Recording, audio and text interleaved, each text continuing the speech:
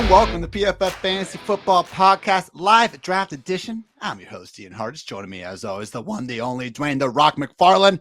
And no, not a $350 football guys enter today. We're going main event, baby. $2K, $1 million on the line. Still a tight end premium, still 12 teams. But this is the big dog, Dwain. Great day to be great. Yeah, man. These are fun. They're very interesting. I've done several over the weekend. This will be my 6th main event. Like you said, same format, everything else the same. 1 quarterback, 2 running backs, 2 wide receivers, 2 flex spots, 1 tight end, but it's tight end premium, as you mentioned, 1.5 per reception. So tight ends will go earlier. When you guys hear us talking, you're like, "Why the hell's Travis Kelce going pick 6?" Well, that's why Travis Kelce goes pick 6, just so you know. But it's not just any main event, Ian. You know, we did have a contest over this weekend, basically saying, hey, if you check out our app over at PFF, which is badass, if I might say so myself, you and I have given a lot of feedback in that. Nathan Yonke, Kevin Cole, everybody's had a hand in it. And if anyone retweeted the tweet from the PFF main account and tagged someone else in it, they had a chance to be a 1/3 owner in this in this FFPC main event for $2,000, which has $1 million first prize. So someone, that special someone, and you're better at announcing stuff than Ian, than me. So congrats. If you want to announce it, you can. Congrats to the winner, Matt Sepede, something like that. Sepede. You guys know how to spell Matt. The man is still in college, trying to pay off those student loans. Big chance to get that here, man. $333K. I'm not sure what school he's going to, man, but sounds pretty good to me. At Matt Sped on Twitter. So hell yeah, Matt, congrats. We've been DMing him before, so that would be pretty crazy if he was just listening to the pod and was like, "Oh shit, I won." Like, here we go. That would add a interesting twist to the usual pod of listening experience. But we are drafting me, Dwayne, and in spirit of Matt. So great day. We've got the DMs up with Matt and over on Twitter. So we're going to be listening to feedback. We might have some tiebreakers, Ian. We'll see what happens down here. I am very open to, hey, we got 3 people now, man. So it's not just Ian versus Dwayne, it's Ian versus Dwayne versus Matt. But speaking of no pressure, that, speaking of the new PFF app, guys, you can get access to the industry-leading fantasy football advice, PFF's exclusive betting dashboards, the latest premium football analysis, all in the palm of your hand. The app is free to download and use until the 2022 season starts. When you sign up, leave us a 5-star review with your 2022 Super Bowl prediction and final score, and we'll share the best ones in the show. Again, app is free to download and use until the season starts. So if you still have those fantasy football drafts, go ahead and get this on your side with the draft now mode, with all the strategy stuff, quad force. Truly, I don't think there's a better one-stop shop for all things fantasy football than what we have. So PFF app, you like it, you love it. Leave that 5-star review with your 2022 Super Bowl prediction and final score, and we'll share the best ones on the show. Dwayne, now it's time to live in the freaking moment. Absolutely. Almost on the clock. We're picking out of the 11th spot here. I think this is our 8th draft, I want to say, and 7 of them. I think this is 7. It might be 8. 7 or 8. Every single one of them except one. We have been picking like 6 or 7 or later, maybe even 8 or later, man. Living in the back half, but I like it back here, Dwayne. Dude, I love it back here. So I drafted a ton this last weekend from the 1, from the 2. Even I had a couple spots in the 3 and the 4. And basically what you have to do down there is you have to take CMC, because you basically have to bet on CMC blowing up to account for all the teardrops that you're going to miss. Coming back to you, there is a teardrop in round 2. There's another one in round 5. And then there's another one in round 7. So I think actually drafting from this position, which it is now on us, Mr. Hartitz, it's absolutely advantageous, especially in this format where it's tight end premium. So my thought here, so everybody knows, just a quick catch up. Jonathan Taylor off the board, Christian McCaffrey, Austin Eckler, Justin Jefferson to the 4 hole, Cooper Kupp, Jamar Chase to the 6 pick, Dalvin Cook, Najee Harris, Travis Kelce, and now Devontae Adams. I am a Stefon Diggs homer at this pick. Ian, you? I'm just drafting him. I did it. Sorry, Matt. No, sorry. If you wanted Derrick Henry, we already got 2. We still love you. We still love you. But hey, look, we want to win $1 million just as bad as you. Let's pay off some student loans. No, I was just zeroed in on Stefon Diggs already. Look, I mean, Derrick Henry would be dope, but we see him slide even into round 2. And if we don't get Henry, we still got Saquon, still got Kamara on the board, even got Mark Andrews. So Stefon Diggs, to me, especially after Devontae Adams was even off the board, clear next top receiver. So CeeDee Lamb, someone that, you just don't need to be taken out to turn. Easy pick with Stefon Diggs, in my opinion. And Dwayne, we were talking even late last week, and we've touched on the topic throughout the offseason, but you really could argue that Diggs is right there in that upper tier with Cooper Kupp and Justin Jefferson. I mean, look, he still has a chance at a 28-30% target share in an offense that's going to throw the ball more or at least equal to any other offense in the NFL. And we've seen him do it in the past. I know people will quote and they'll be, well, Stefon Diggs, until like 2 years ago, he was never really a top 12 guy. Well, he played on a run heavy offense. You have to calculate that in. And so they didn't throw the ball as much. Now you're in a pass heavy offense. You have a guy that can demand targets. And as much as we like Gabriel Davis, as much as we're fine with throwing a dart at Dawson Knox, we've talked at length about Isaiah McKenzie. At the end of the day, we can throw James Cook in there. None of them have been proven to really be able to demand targets, which means, what if we get a 30% target share in this kind of offense with Stefon Diggs? It could be Marvin Harrison-esque. We could get 200 targets out of Stefon Diggs. So, yeah. So Mixon and Swift off the board here, Ian. So this is a really tough pick because there's so much left that we like. I love picking, pick 8's my favorite this year because basically all these things that we're having to decide between, one of them is always available. And it's like, okay, I'll take the one that's left. So Mixon and Swift off the board. I want to pass Henry here personally, Ian. So even though we all objectively have Henry ranked ahead of Saquon and Kamara, you still think we should pass on him? Well, I'm also fine not taking Saquon. I'm fine taking either Andrews or Pitts just because of the way these boards work. But I would also take Alvin. I would take Kamara or Barkley and an absolute heartbeat if you said either one of them. If you said Mark Andrews, I can go let's go with Andrews. Let's go Andrews. Right, let's do it. All right, here we go. Mark Andrews. Matt did say he's good with whoever. Great. So, we just took Derrick Henry. Son of a bitch. How do we do this? We're talking. How many of these drafts have we done? And that's our first auto draft. That's all right. All right. So hang on. I'm taking care of this. Mark Andrews went next. So this is us trying to do this live. Well, we're actually trying to do this the right way. We have not auto drafted all year, but I did just say pause. So with Andrews off the board, do you still want Derrick Henry or do you want to go with Kamara or Barkley? I would say Barkley just to take a big swing, but it's up to you. I think we got Henry in round 2. I want to go with Derrick Henry there. Again, okay. I think you're talking about leaning on McCaffrey. I think with Henry, you arguably have the same sort of best case outcome, but we can actually get it in round 2.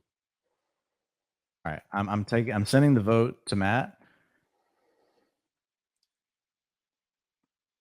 I'm typing right now. It is, man.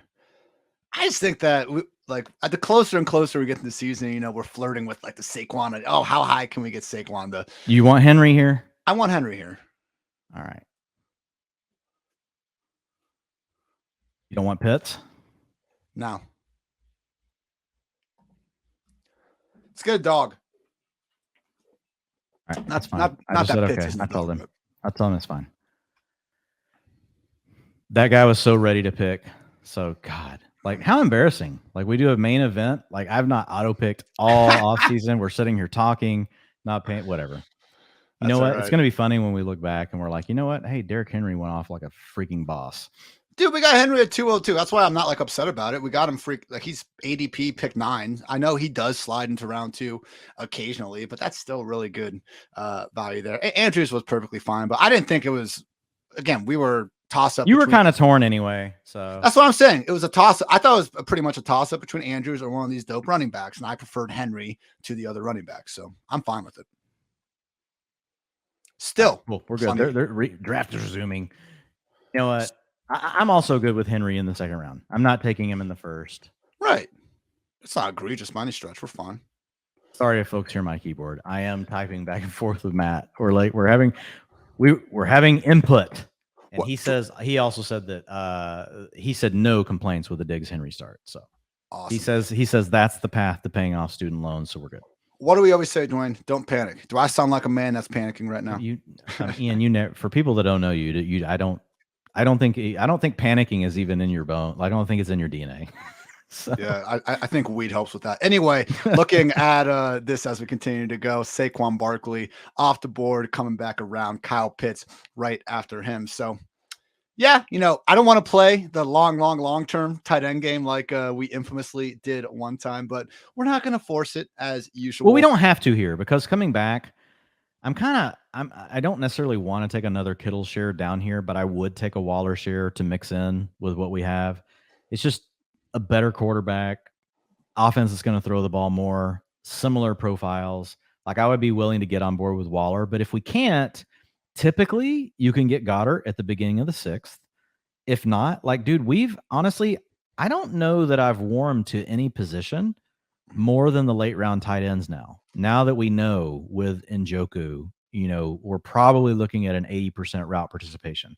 Mo Alley Cox at a 75%. Brevin Jordan a little more cloudy. I'm not going to freak out. Not going to panic, if you would say, Ian, about OJ Howard when you get cut for guys that I don't even know your names at tight end in Buffalo. So OJ Howard's probably just washed at this point. Alberto's fine at this price with the way things are going. Yeah, and then there's Mo Alley Cox late. There's Evan Ingram that looks like he's going to be around an 80% route participation. So I do think there's certain things we can glean from preseason. There's certain things that we can't, and not all of these that I'm talking about will hit. But if we can draft 2 to 3 of them, I'm just way more comfortable than I was, say, 3 weeks ago with waiting on tight end. Like if you have to. I do think we have some legit candidates emerging from it, and I know that you haven't come around, but I still do believe in Mr. Hayden Hurst as well. So if we can get 3 of those guys throughout, we just don't necessarily need a top 9 or 10 or so guy. Dwayne, if we do at the right price, get someone like a Goddard or an Ertz or maybe even a Dawson Knox, then do you think we're good with 2, or is this still a build where you think maybe 3 given that's tight end? I think we just see what happens. We see what happens with the draft. Like, honestly, I've been just destroying Njoku for the last 4 days in round 10 or 11, like just making sure I get him and then basically reading the board and just being like, okay, what's going to happen? How do I want to play it? And then just reading the board and just basically playing it from there. So I feel like it could be a 2, it could be a 3. I mean, there's even Bellinger at the very end, right? 80% route participation with the starters this preseason. Ricky Seals-Jones is out for the season. Logan Thomas is someone that, I don't think he's going to play week 1. I didn't expect him to play the entire first month or 2 of the season potentially, but here we go, Dwayne, another ACL story where the guys has a chance to, beat the timeline by seemingly months. So gotta love modern science and everything that Bill Nye has done for the field. I just think double birds to all injuries this offseason. Hey, great, man. That's the thing about it. I absolutely love it. So, and I also, well, I wouldn't say I love this, but the Achilles talk with Marlon Mack, like Marlon Mack gets cut from the Texans practice squad, and all of a sudden people are victory lapping like Cam Akers takes and stuff. Like, all right, I'm not sure that it's a 1-to-1, example of this going on. And it only really seems like, Dwayne, we've been Travis Etienne guys the whole off season and stuff. Like, how come the people that are saying, oh, look, like Cam Akers is going to be nothing, come back from the Achilles? I never hear people saying that about James Robinson. It's always seemingly reserved for Cam Akers. So I know big difference between, where Akers is going versus where James Robinson is going. But man, like it's still one of those things where I don't exactly want to give Robinson the benefit of the doubt there either. And we have it. Yeah. And people definitely get take lock, and that's something you just want to be really careful of. I'm fine if you get take lock later in rounds. And depending on how really solid the draft you were in, is going, so I was definitely in some drafts this weekend where nothing really fell my way. Like basically I had to, in my position, say, okay, like, yeah, I'm definitely about archetypes and tiers and all these things. But at the end of the day, the only way to differentiate myself is like, I have to make a stand on a certain player. And I did. Like Michael Thomas was kind of the guy for me in the 5th and 6th rounds, or really in the 5th round of some drafts where I was drafting down, from the one hole. But yeah, I think every draft, Ian, is a unique, dynamic living organism, as is every season. Of course. So you kind of got to read the room, so we'll see how the rest of this plays out. But at the end of the day, like I feel super confident, like in what we'll be able to do later. Michael Thomas is my pick for comeback player of the year. There's some other guys that have a chance to win that, but I really think there's a chance, man, that Michael Thomas could win comeback player of the year, and then we get Chris Olave snatching the offensive player of the year. Jameis Winston was born to put up big numbers on mediocre teams. Like, we've seen him do it before. That's exactly who he is. Like, I think that could happen, and the Buccaneers still run away with the South, and the Saints are like a surprisingly entertaining and productive like 8-9 team. I don't think that's out of the range of possibilities. Like, maybe their defense is still really good, but I don't think we're going to see this like ball control offense. Look at the receivers they had last year. It's in their best interest to air the ball out now. And, whether or not Jameis is really able to do that, fine. But, come on, Jameis versus Dalton. I think you ride or die with Jameis if you're the New Orleans Saints. That could be very good for Thomas, Olave, and hell, maybe even Jarvis Landry, who I don't have the most shares of, but he just seems to, one of those guys, Dwayne. Jarvis Landry was like 8. I went and looked at it one time, but that dude has beaten his preseason ADP like 7 of his 8 career seasons or something bonkers. Basically Tyler Boyd before him. He had a higher peak than Tyler Boyd. I'm trying to compliment Jarvis Landry here, everyone. We'll see what happens with. You should keep going because you haven't gotten there yet. My dogs are going nuts. I have them on mute though. So sorry, dogs. You're not getting on this podcast. Like, I'm muting you. As we get into round 3, T. Higgins, Michael Pittman, and Javonte Williams off the board. This week 1, I'm finally into week 1 mode. Javonte Williams and Melvin Gordon getting the Seahawks. Oh my goodness. This was already the league's worst defense against running backs last season. Fantasy points per game, receptions, receiving yards. And now it's like, hey, see ya, Bobby Wagner. I'm sure that's going to really improve things going on, stopping opposing running backs. So Javonte, Melvin Gordon, even week 1, don't be afraid. Obviously, Javonte is going to be in your starting lineups, but I really wouldn't be surprised if Melvin puts together a nice week as well. There goes Darren Waller off the board. If Kittle comes back to us, Dwayne, are we smashing it? Let's see how it goes, because I'm just feeling honestly like Goddard and Kittle are the same thing at this point. And there's a 2-round discount on Goddard for Kittle. As much as we love Kittle, and I will always defend planet Earth with Kittle, correct? Like, always. Like, if aliens show up tomorrow, tonight, in a month, doesn't matter. Kittle will definitely be on the field, not Goddard. But I just feel like in fantasy land, which is really what we care about, like, the 2-round discount is enough to make me let Kittle go because of the opportunity cost. So actually, Matt just asked us, targeting ETN with one of these next 2. I think the answer is yes. We have him in the queue. We've got Mike Evans, DJ Moore, Cortland Sutton, ETN in the queue right now. Ian, is there another player that you would want? Good. Nick Chubb goes. Anybody else you would want to have in the queue? I'm a little leery around James Conner with Derrick Henry already on the team, right? Conner is a guy that's been a bit injury prone, so I could easily pass receiver here. The other thing, thinking multiple steps ahead, we know that at the end of round 5, end of round 6, typically Chase Edmonds is available, and we've both really warmed to him. Dameon Pierce is also typically available. So I really feel like the way receivers get pounded in these rounds, I wouldn't mind receiver. If I were to, capitulate and move off of, I just said, what the hell, capitulate? if I were to change my mind and go a different direction, like Travis Etienne, pass catching, explosive back would definitely be in the convo. I think receiver were some of the names we got on the board here. We already got our big dog. And, it's annoying me on fantasy Twitter how like everyone just thinks they're like completely like shocking the entire world by saying like you don't need to have the strongest RB2 out there on your roster. But it's true, man. So it's one of those things where we have it is Henry. True, and we've also known it for about 5 years. But that's my point. Like, it's not something that I think everyone has. This is not new news, folks. Come on. And I love some of the people tweeting that stuff, but whatever. Yeah.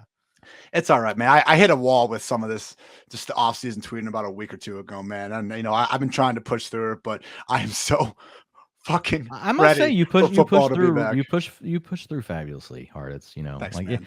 Look, man, you're definitely like one of the top Twitter accounts to be following. So I think you do a nice job of pushing through. I was deleting some Millers this weekend in Scottsdale. That was a fun time. So I was able to get my mind right before the season. As we get closer. I saw the fridge. The fridge was quite stocked.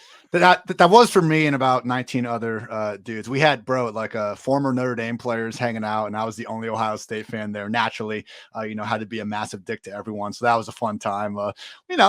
tough, gritty win for them Buckeyes. Gotta love that.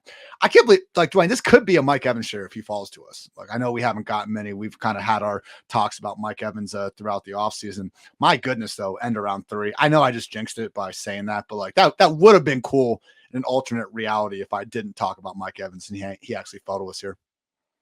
Yeah. I'm with you on Evans. If he gets here, I'm totally good with it. Coming back, I want Amon-Ra, Allen Robinson, or Jalen Waddle. So, okay, damn it, Mike Evans. Ian, you know the rules, man. You take a few days off. I've already accepted it.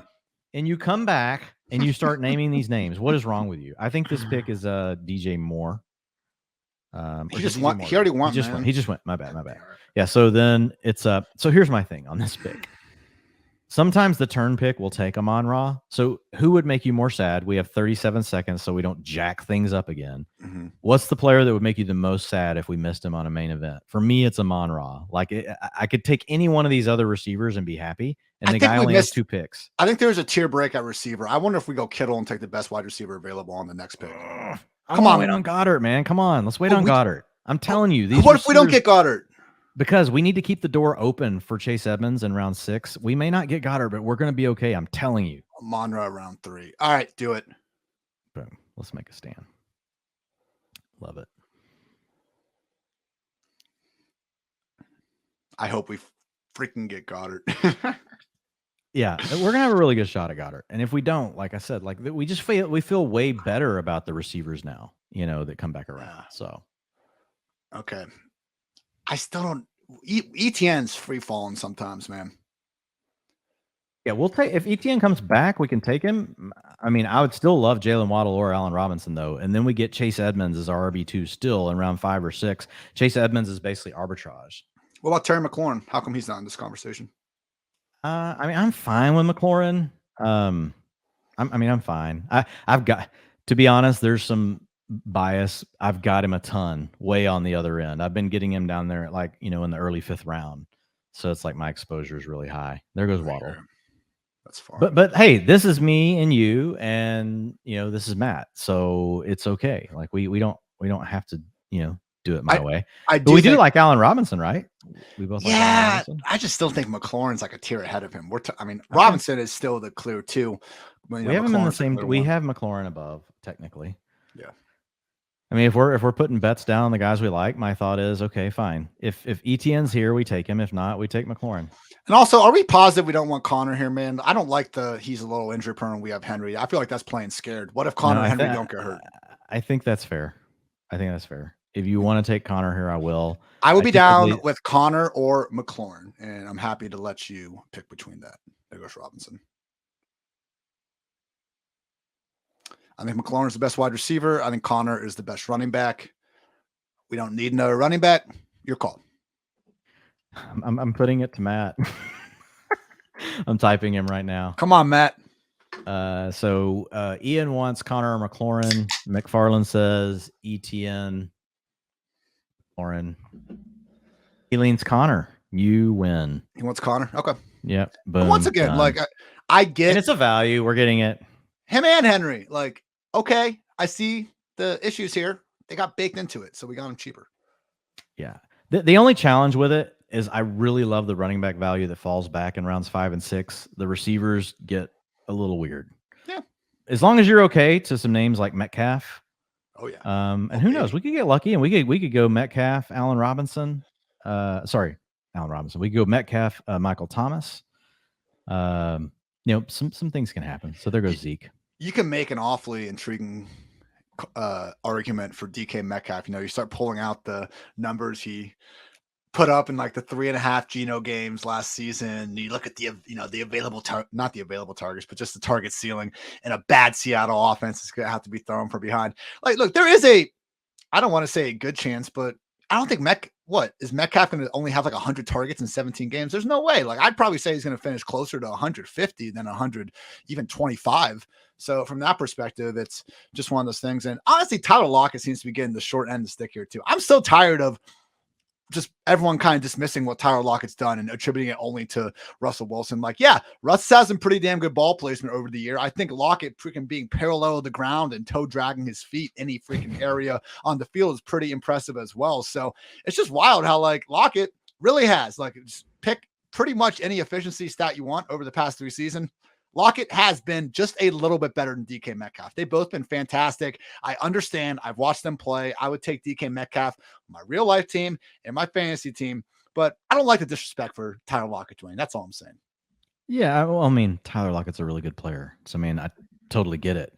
I do think that Geno, that his like stylistically and the small sample you talked about lends itself to the way that, DK Metcalf and him have that connection. But again, it is a small sample. Russ, and it's not taking anything away from Tyler Lockett, but Russell Wilson was really able to erase like the limiting factor around Tyler Lockett, right? Which is his height, because he would just let his speed win everything. And the way he would throw a ball just didn't matter if he had a 6'2" corner, 6'3". I mean, it didn't matter. Like, an NBA center could have been guarding Tyler Lockett, and there was no way to defend the pass from Russell Wilson. It's basically a punt, right? That would turn over perfectly and land him right in the breadbasket every time. I think the challenge for Geno is he doesn't have that gear. And so if that's how Tyler Lockett wins, there could be other ways, but I think they're going to have to get creative schematically to really feature Tyler Lockett in the right way. I think with DK Metcalf, he fits what Geno wants to do. More of a one-read quarterback, open, not open. Let me just get it to my dude. With Lockett, that's a little tougher, right? In tight coverage, you're throwing to a smaller target. So I do think there needs to be distance between them. But to your point, like Tyler Lockett's a freaking great player. Like, I just still like too much distance. But at the end of the day, DK's falling probably too far as well, right? So both players probably go too late. I definitely would rather bet on DK in round 5, round 6 than Lockett in round 8 or 9. I know that's still too much of a it's probably still, to your point, fair, too much of a gap. But like if I had to just put a chip on one of them still being able to blow up the season, I definitely lean more, to Metcalf.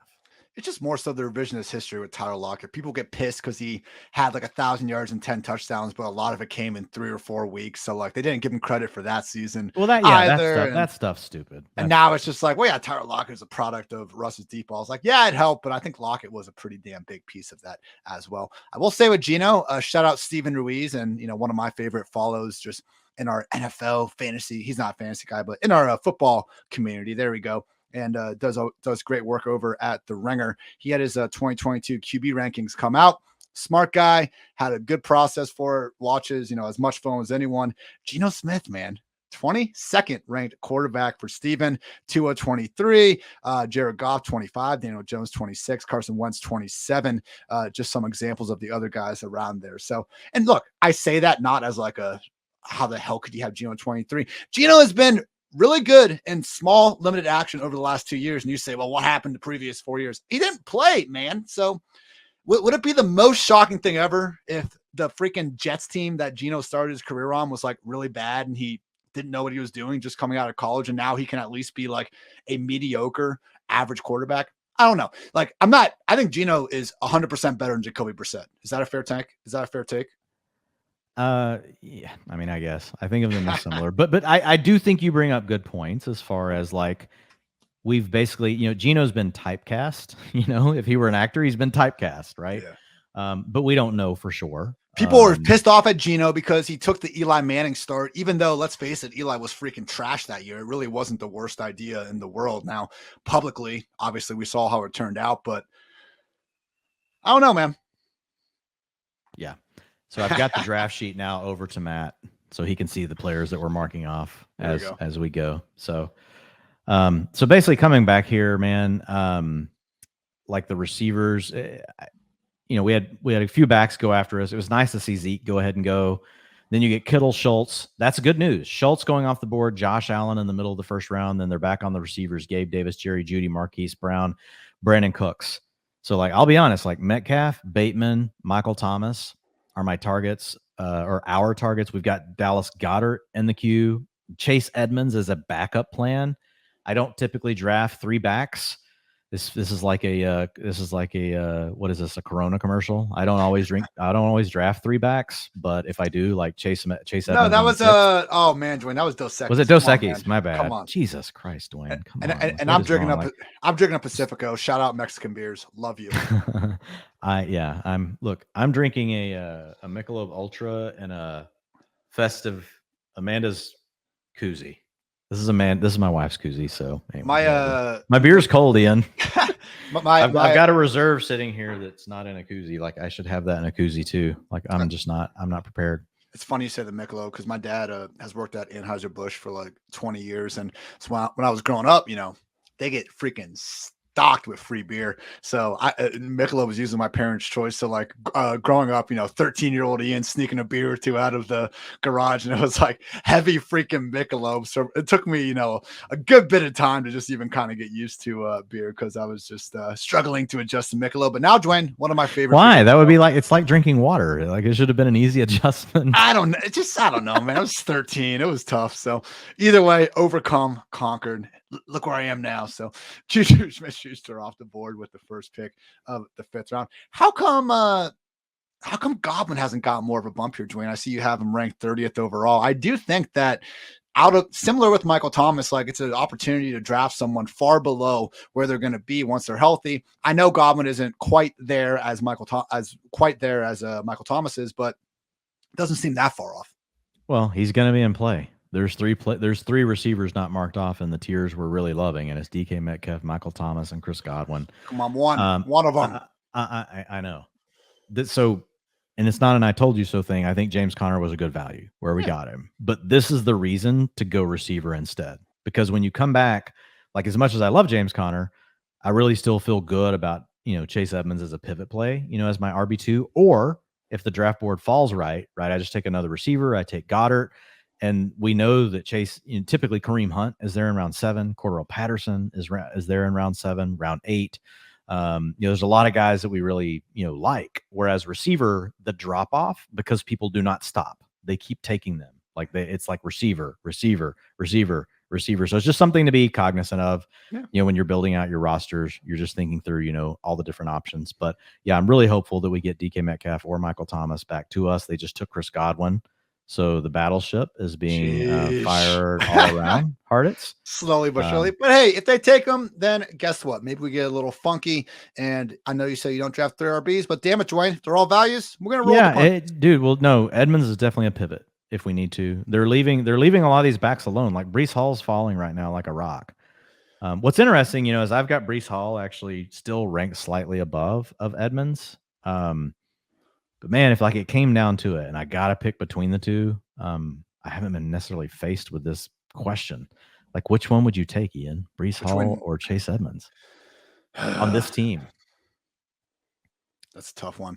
Can we not worry about it for this now? Okay, we'll think about it. Can we answer in a minute? Man. Yeah, that's fair. That's fair. We'll have to answer in a minute. There goes TJ Hawkinson. I do kind of lean Chase That's Edmonds. That's not good because I'm fine with Hawkinson going, but I want Goddard to be an option in our queue. I think receiver is still the ultimate plan if we can make it work. But Metcalf and Thomas are both at the very top of the queue. I've got Elijah Moore at the bottom of our queue. Elijah Moore, to me, is basically DK Metcalf, but nobody knows yet, right? Obviously, Metcalf is a bigger dude, but just hyper explosive guy, Ian. There's not much you can do about Elijah Moore when he's healthy, in my opinion, especially if they're scheming anything to him. And it's the same, it's the scheme, that the Shanahans use. And so the more I hear that Garrett Wilson hasn't necessarily won a starting spot yet, Corey Davis, we're okay, great. We like Corey Davis, but I just feel Elijah Moore is probably about to go nuts. So I also have him in the queue. Chase Edmonds, Breece Hall, Dallas Goedert, Michael Thomas, DK Metcalf, all in our queue. We have 3 picks until we are on the clock. I like those names, though. Justin Herbert. Good. That was definitely not in our queue. Absolutely. Second quarterback off the board. Ooh, look at that. The 1B tier at quarterback has expanded. Trey Lance, stand up, QB7. I have my new look kind of quarterbacks article coming out tomorrow on PFF.com, and I'm doing a bold take every week, and I'm calling it, man. Trey Lance overall QB1 in week 1. Just going to hit the ground running, score a couple tutties against the Bears defense that, hey, they're home. they still have Eddie Jackson, Robert Quinn. Obviously, Roquan's he's playing through his kind of disagreements with the front office. But I just do think there really is a lot of opportunity for Lance to get ahead on a team that I don't. It's hard not to play for anything in the NFL, but you can't tell me this Bears team really cares that much. DK Metcalf. Yes. Okay. We're good. Doing it.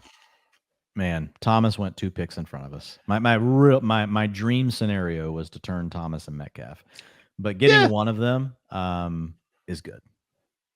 I'd argue great. Yeah, great.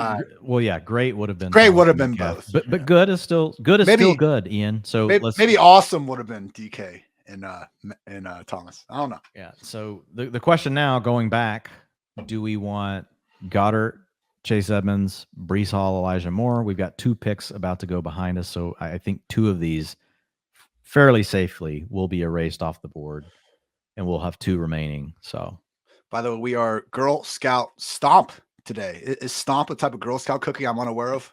No, I just was out of names for different Girl Scout acronyms, and I had a lot going on. Sometimes I just look at my FFPC team list and just cackle at all these freaking Girl Scout names here. I got to buy some cookies. If one of you dads out there listens to the show, I will buy a shit ton of Girl Scout cookies from your daughter. Or Dwayne, I don't know. You have a couple daughters. Are they still Girl Scouts? Well, I have one, but you're always adding children to my family. Okay, Dwayne, you have like 7 daughters and 4 sons. Let's go, Goddard. Okay, so Boom. He did not. Yeah, so he took Akers. So here's the thing I'm going to ask you though. Ceiling. Who has the absolute best ceiling of the 3 players we have on our board? That's really all we care about right here, because any one of these is a starter in our lineup. I think Goddard, we should care about more. I think Goddard has a chance to be the Mark Andrews, where next year he's like a consensus top 3-4 tight end, and we're not even thinking twice about it here. It's tight end premium.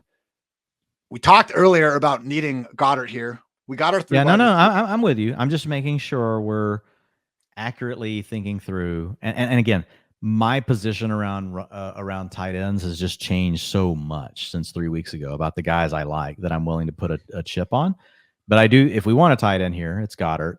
But I do think Edmonds and Moore offer big ceilings too. So I have 8 seconds. I have Goddard as the auto pick. Oh, Goddard. We're good. Got him. I thought it was 3 good options. I mean, it really was. And again, picking down on this end, you're typically facing 2 to 3 good options. We're not reaching on Goddard at all. I thought it was a great spot to take him. Yeah, no, we're not reaching.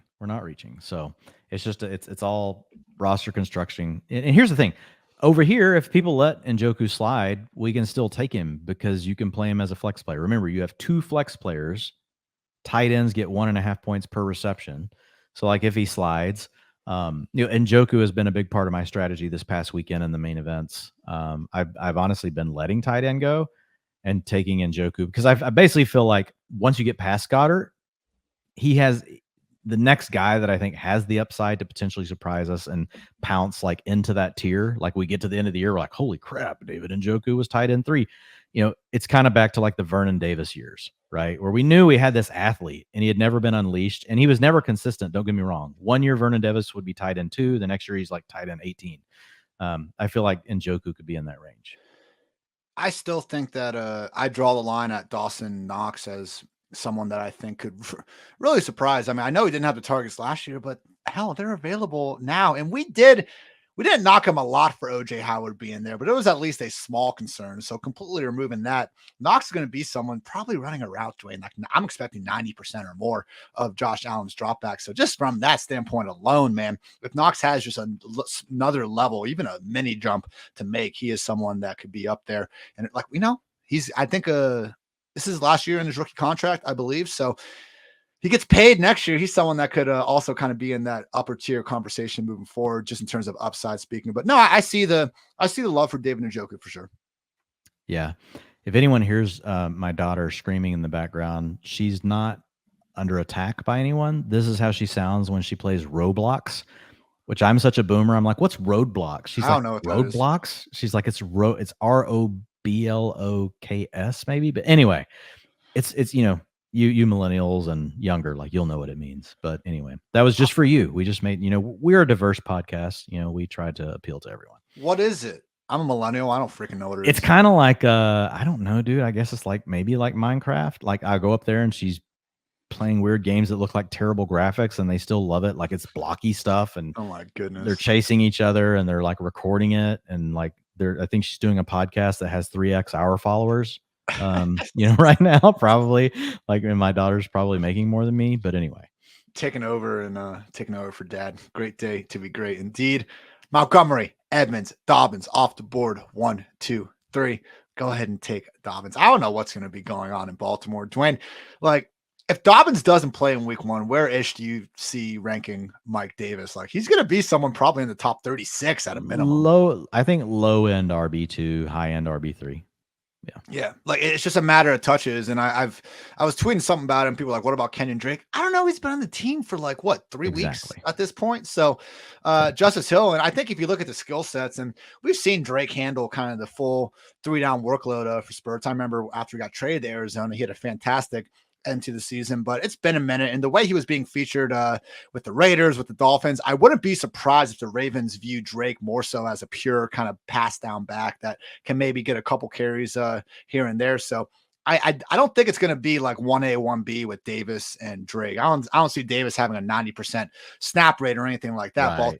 Right. Baltimore just doesn't do that, but 15 to 20 touches. And yeah, I know we saw what happened last year where 15 touches per week wasn't doing for Mike Davis. I do think, being in that Baltimore Ravens offense, particularly in week 1, where they're already a pretty hefty favorite over the Joe Flacco led Jets. I mean, I'm more confident in Mike Davis being able to fall into the end zone once or twice in Baltimore than Atlanta, with all due respect to Matt Ryan and what he was doing in that environment last year.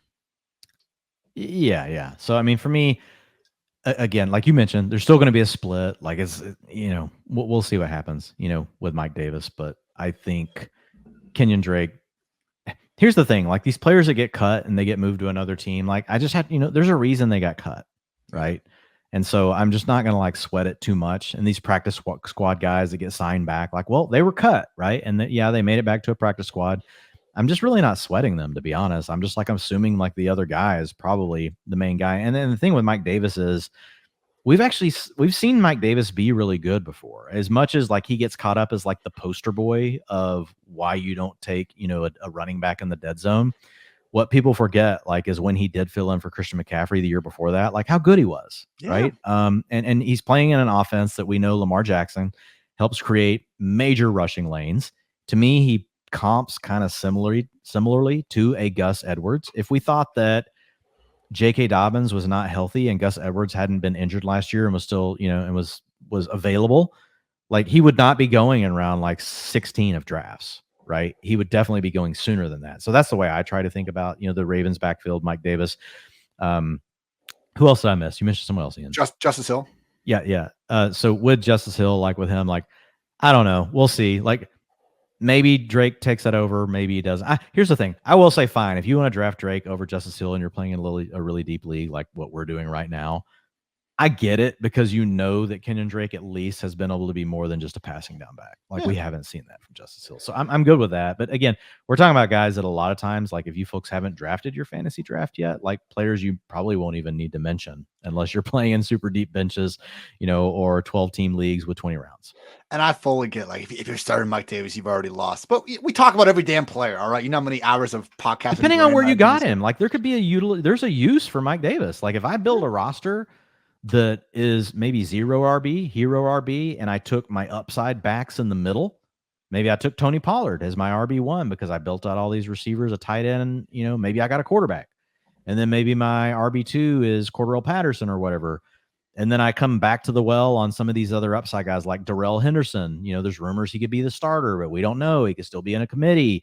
There's a lot of things going on there where all of a sudden, like if I heard J.K. Dobbins was out, I might be willing to start Mike Davis over the rest of my RB2s for 2 or 3 weeks and see how it goes. So again, roster construction, I think it's tougher in best ball. In best ball, rostering a guy like Mike Davis, I get it, not as optimal, because by the time you get to the big money weeks, he's still stuck on your team because you can't release him and he might not be worth anything. But in a redraft, like say we took him late, say it comes week 5 and all of a sudden J.K. Dobbins is healthy. He's the starter. Gus Edwards comes back week 7. He's now playing. Mike Davis is getting no work. Cut him. You just cut him. It's so you have to pay attention like to the format that you're playing in. I think it's tougher in best ball. Wayne, where do you think Mike Davis finished overall in PPR scoring in 2020? RB 14. 12. Oh man, that was so close. The same damn shit that all you people say about Zeke and Antonio Gibson being RB1s last year actually applies to Mike Davis as well. So yeah, I know per game he falls. Let's see what he actually was per game. Per game he falls to RB21. Still ahead of Melvin Gordon. Honestly, this is I have to say, this is the juiciest main event draft I've been in since I started. The values that are falling in this draft, I have not seen in any other main event. I'm wow. Like fingers are freaking crossed to the moon right now. Don't say it. I'm not saying it. I will never ever commit the sin that you committed earlier, Ian Hartitz. Like I'll never do it. I just won't do it, man. I hate myself for it. I tried to tell myself it's okay. Don't hate yourself. Like, I know it matters though. I know it's not real, but it is real. And it's just one of those things that we love sports and we don't care who knows. Well, right. But sports and like just the whole idea of why can I not remember the word I'm looking for? Superstition. Damn it, Jesus, old freaking boomer. Superstition and sports go hand in hand. Like it's just the way it is. We just have to embrace it. We have to love it. And so there are two names here. We are 4 picks away. If either one of them are available, and that was not one of them, Joe Burrow just went. If either of these names are available, there goes I'm immediately putting on a Cowboy hat. Bold call. For the rest of the draft. Running back article, bold call. Antonio Gibson, top 12 RB week 1. We are 2 picks away, Ian. Washington's got the Jaguars at home. Robinson's out of the picture. I know. I saw the Jonathan Williams quote too. It's possible. They're in Detroit next week, and then they got the Eagles and the Cowboys. If you're not starting Antonio Gibson in week 1, I'm not sure when you're starting him during the stretch with Brian Robinson out. And he's healthier than he was last year. Like, look, if you drafted Antonio Gibson, I think this is the time to play him in week 1. They're actually small home favorites, Dwayne. So no, I don't think he should be drafted as the RB27, even where he went right now. But if you got him on the team, I could see that being an alluring spot. DFS tournament play, if you will. Yeah. Sorry. I'm so fixated right now. 1 pick, please. Oh, you're good. I'm just here to help give our I'm about to pray on air. I'm giving our one of them just went. So Drake London just went. This That's pick is so easy for this person to snipe us. But I've totally got this pick ready. And what's so funny is the player that I've dogged so much is the player that could distract this person. Yes. We got Elijah freaking Moore in round 7. Suck it, everybody. We're about to take him last round. Yes. Sorry, someone is driving off the road tomorrow. I can't help it. I've not seen this kind of value in a main event draft. I have end of round 7, Elijah Moore. He goes in round 5. He goes at the end of round 5, early round 6 in these drafts. We just got him at Ian, you're like really like every draft I've had with you has been excellent. Like you have a horseshoe up your butt or something. People are starting to say that. Man, we've been riding the line, but we got our running back value, and we've gotten, I don't want to say lucky, but wide receivers have fallen to us. We've gotten a little bit lucky. Luck is what they say, preparation meeting opportunity, Dwayne. Oh, yeah. Yes, exactly. Jimmy Johnson would also tell you that, he would rather be lucky than good. Absolutely. Why not, man? Just get the job done. Matt's pumped over in our chat on Twitter. As he freaking should be. He's stoked. So, and Amari Cooper off the board. So we're getting one of Kadarius Toney or freaking Tony Pollard going back. Also huge values, Ian. Yeah. So I think we don't normally take Pollard. You give me Tony Pollard right here. That's what I'm saying. I think we have a chance of Tony getting back to us. I don't think Pollard would by any stretch. Yeah, I don't think either one comes back because so Lazard, Pollard. You're right. If there were a guy, it's Tony. So, but he has that freaking upside, man. Here's my problem with passing on Tony.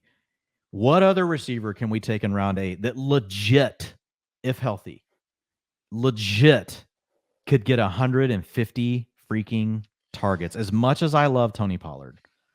Now, I know. What other running back? Now you can give me your slot receiver stance. No, not even. I mean, but what other running back can we get here that is, and I guess Kareem Hunt's here too. So here's what I'll say. Coming back, we will definitely have a shot at Nyheim Hines, which is almost the same thing as Tony Pollard. It is a discount, Tony Pollard. If we're setting aside the fact that Tony Pollard is a discount, how much time do we have left? Dude, I almost want to take Pollard and keep rolling the dice and hope Tony comes back to us, because the only thing cooler in round 8 is Tony. Let's do it. Let's do it. We do not have Tony Pollard on a freaking Let's team. go. If Zeke does go down, you guys can all kiss this league goodbye. That's what I'm saying. Yeah, we have, like, bro, if these running backs are healthy and Pollard gets that, like, we could legit have like 3 top 5 running backs just rolling throughout this season. It's possible with the workloads that these guys could get. Let's go, man. This is awesome. This is great. This is really great. Yeah, I'm stoked. If we hadn't have been able to get Elijah and Metcalf where we did, I probably would have leaned towards Kadarius Toney there, but we already have 4 wide receivers I think have wide receiver 1 upside.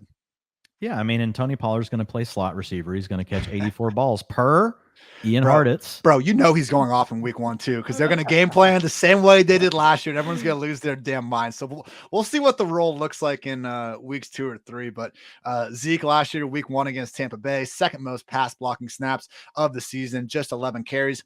Everyone lost their mind. I thought Zeke actually looked pretty good week 1, considering like what was being blocked for him. The way Tampa Bay plays, unless you're Khalil Herbert, which, hey, fair play to Khalil Herbert last season, they were just shutting down every single running back left and right. So fair play to the Cowboys for going out there, throwing the ball 58 times in week 1. And it wasn't a situation where like the Buccaneers just got out to a 21-point lead and the Cowboys didn't have a choice.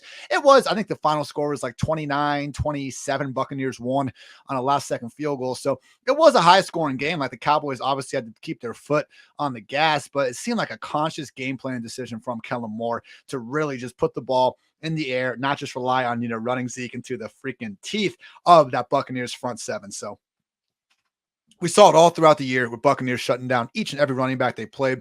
I'm not fading Zeke this week. He's one of those guys where he could still obviously rush for 30 freaking yards and still fall into the end zone 2 times because he's in the league's reigning #1 scoring offense. I do think that when you start looking at guys like Antonio Gibson, like Josh Jacobs, even like Miles Sanders, some of these dead zone running backs, they actually all have pretty good week 1 matchups. And I wouldn't be surprised if at least for week 1, Zeke's workload looks a lot more like an Antonio Gibson, like a Josh Jacobs, than what we're going to see in weeks 2 and beyond. So as Dwayne went to the bathroom or went to one of his 10 kids or some other thing, I'm not sure what exactly he does. No, it was a family member running by. I had to mute everything. The dogs were about to go freaking berserk if I left it on. Good. But yeah, Dwayne, I was just saying that I heard you. I heard all of it. And the Pollard thing, I agree. Like week 1. Here's the thing. If Tony Pollard comes out week 1 and he has the 2-minute offense, I know we've talked about the slot snaps and all that, and that's all like cherry on top, really. But the team has talked openly about him taking over the 2-minute offense. If he does that and he just has 35% of the carries, he's definitely going to pay off, his ADP if you can get him in round 8. Mine, and you can speak for yourself, but I feel like our challenge has been Pollard's been going in round 6. And when you can get Kareem Hunt in round 7, you can get Cordarrelle Patterson in round 8, who's the starter, explosive player, pass catching back. No, he's old, but not a lot of tread on the tires. Same thing for Kareem Hunt. You can get James Cook in round 10. The challenge was, okay, Pollard has a lot of other archetypes very similar to him that you don't have to pay the premium on. Now, we all admit if Zeke goes down, Tony Pollard, it's going to be hard to keep out of the top 4 or 5 running backs every week in your ranks. But we also have to apply that to the other guys that we just talked about. If Jonathan Taylor goes down, what we've learned about Nyheim Hines this preseason, he's going to be hard to keep out of the top 12. And I don't think that 4 rounds later. I'm happy you said top 12 because that's like, I know he was like legit 100% of the snaps in Matt Ryan. I don't think that's going to happen. But before, man, there's just no one else there, dude. That's the thing. I mean, again, I get it. They brought Phillip Lindsay on the practice squad, but yes, fine. Put him, even if you make him a high end RB2, but once you calculate in the fact that Pollard's a 6 and you get Nyheim Hines in the 10th round, like there's opportunity cost. I think Hines, if Taylor went down now, and people scoffed at the Hines Austin Eckler comparison, just looking at obviously Frank Reich. No, it was what am I? Frank Reich, right? That's the comp we were looking at. Yeah. People scoffed at it at first. Nyheim Hines is really good. I'm not even saying it's Austin Eckler good, but Nyheim Hines is legit really good. And if we can actually just we don't need 300 carries. We never need 300 carries. We never cared about that for Alvin Kamara, Austin Eckler. We wouldn't care about it for Nyheim Hines. I thought it was probably be more of like a JD McKissick type of situation where no matter how many guys got hurt, Hines wasn't going to get, the 10 to 15 carries per game. I do think they'd be willing to give that to Hines. So Matt Ryan would be a big winner in that situation as well. Hopefully Jonathan Taylor just does his thing. We don't want anyone to get hurt, but yeah, Hines, really, really great pivot off of Tony Pollard and available several rounds cheaper. We triggered a mini running back run here, Dwayne. Kareem Hunt, Rashad Penny, Josh Jacobs, CPAT all off the board in round 8. I don't like it. I love it. Yeah. Really liking the team. I love the way we're constructed. We do not have a weak spot at this point. We've waited on quarterback. The value has not been there for us at quarterback. So we don't really have anyone to stack with quarterback since we have Amon-Ra, DK, and Elijah Moore. We don't want any of those quarterbacks. So we don't have to worry about that. Like, we can just set that aside and we can basically just play. If one of these guys are really valuable, like Russ Wilson, Trey Lance, Tom Brady are the main guys, but I would totally let them go by again. And if one fell back to us in round 11, like, we can do it. But I don't have to do it here. We'll see what else is available. But I love the way the roster, is constructed. Getting Pollard, man, in round 8, like, to me is just awesome because we've really avoided him in round 6, and that's where he goes every draft. And we didn't even take him in round 7. We took Elijah Moore, then to get Pollard on top of that. And honestly, Ian, it makes the Goddard pick look so good now. The way things fell for us. So it's not horseshit up my ass. Kudos. No, yeah. Some might just say you're good. Some just might say Ian Hartitz can read draft boards. Like, I'm gonna come out and hang out with Ian one day. And he's gonna have his side hustle will be like, instead of tarot cards, like, he's reading draft boards. I'm just jealous. Dwayne got to hang out with friend of the pod, John Daigle, over the weekend. You guys did a live draft together. Like, next year, Dwayne, I am coming to freaking Dallas. Oh, dude. We're doing a draft. I told Daigle what you said, and I told another buddy of mine that drafts all these main events with me what you said, and they are all down. They're like, let's make it like a weekend at McFarland's house, and Amanda's already approved it. She's like, if you guys want to do it, we're going to do it. And I told her, I was like, I showed her the picture of the beer that you had. I said, we'll have to do this. And she was okay. The freaking fridge stocked with Miller Lights. That's just my friends, man. I like to pay up a little bit more on the beer. Look, if someone gives me a Miller Lite, I'll drink the Miller Lite. I'm not trying to sit here and, be an aristocrat about the whole thing. I just think that, if I can pay an extra $3 for a beer that tastes better, I feel like I've earned that. I've earned that right in my life. But you know what? I've changed my opinions over the years with new information. So we'll see. We'll see what happens there. Dawson Knox, Trey Lance, Pat Frymouth off the board in round 9. Lance was probably going to be the only quarterback that if he got back to us, Dwayne, that I'd be like, we should really consider this. We've been able to play the late round quarterback game just fine. And being able to have someone like a Carr, like a Cousins, just going so far after players that I really think when it comes down to it are only going to be projected for like another half point or a full point, on a weekly basis. I am fine taking that discount. Yeah. I mean, look, I like Russ and Brady. It could be a conversation for us depending on what's available at pick, in the 10th round. I don't think we do it here in round 9. I don't have any Russ exposure in main events. I think I have 2 Tom Brady shares. Broncos country. That's right. I would be fine, with a little Russ here. But I think we definitely need to kind of hone in here. Like, what are we thinking at these other skill positions? Who are the players? We need to build out our queue. With us having Pollard, Connor, Henry, I'm not closed off to a running back.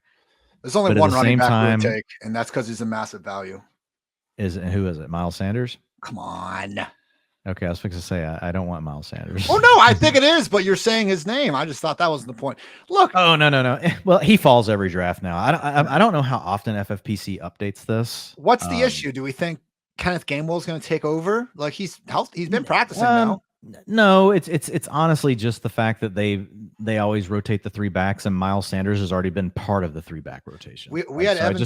We talked to the one, the only Evan Silva for an hour. Dwayne, Miles Sanders, one of his favorite players, and that sure wasn't round 9.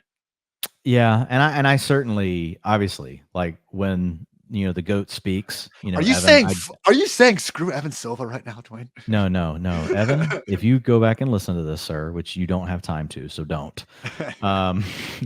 Dwayne did definitely not say that. And there goes Miles. I said I respect Evan Silva, and all the points he made were really good. It's a really good offensive line. My challenge is folks want to talk about like touchdown regression. The problem for Miles Sanders is he doesn't get the carries inside the 5. That's why his touchdowns suck. People argue against Austin Eckler and say he can't score the same amount of touchdowns again. Opposite.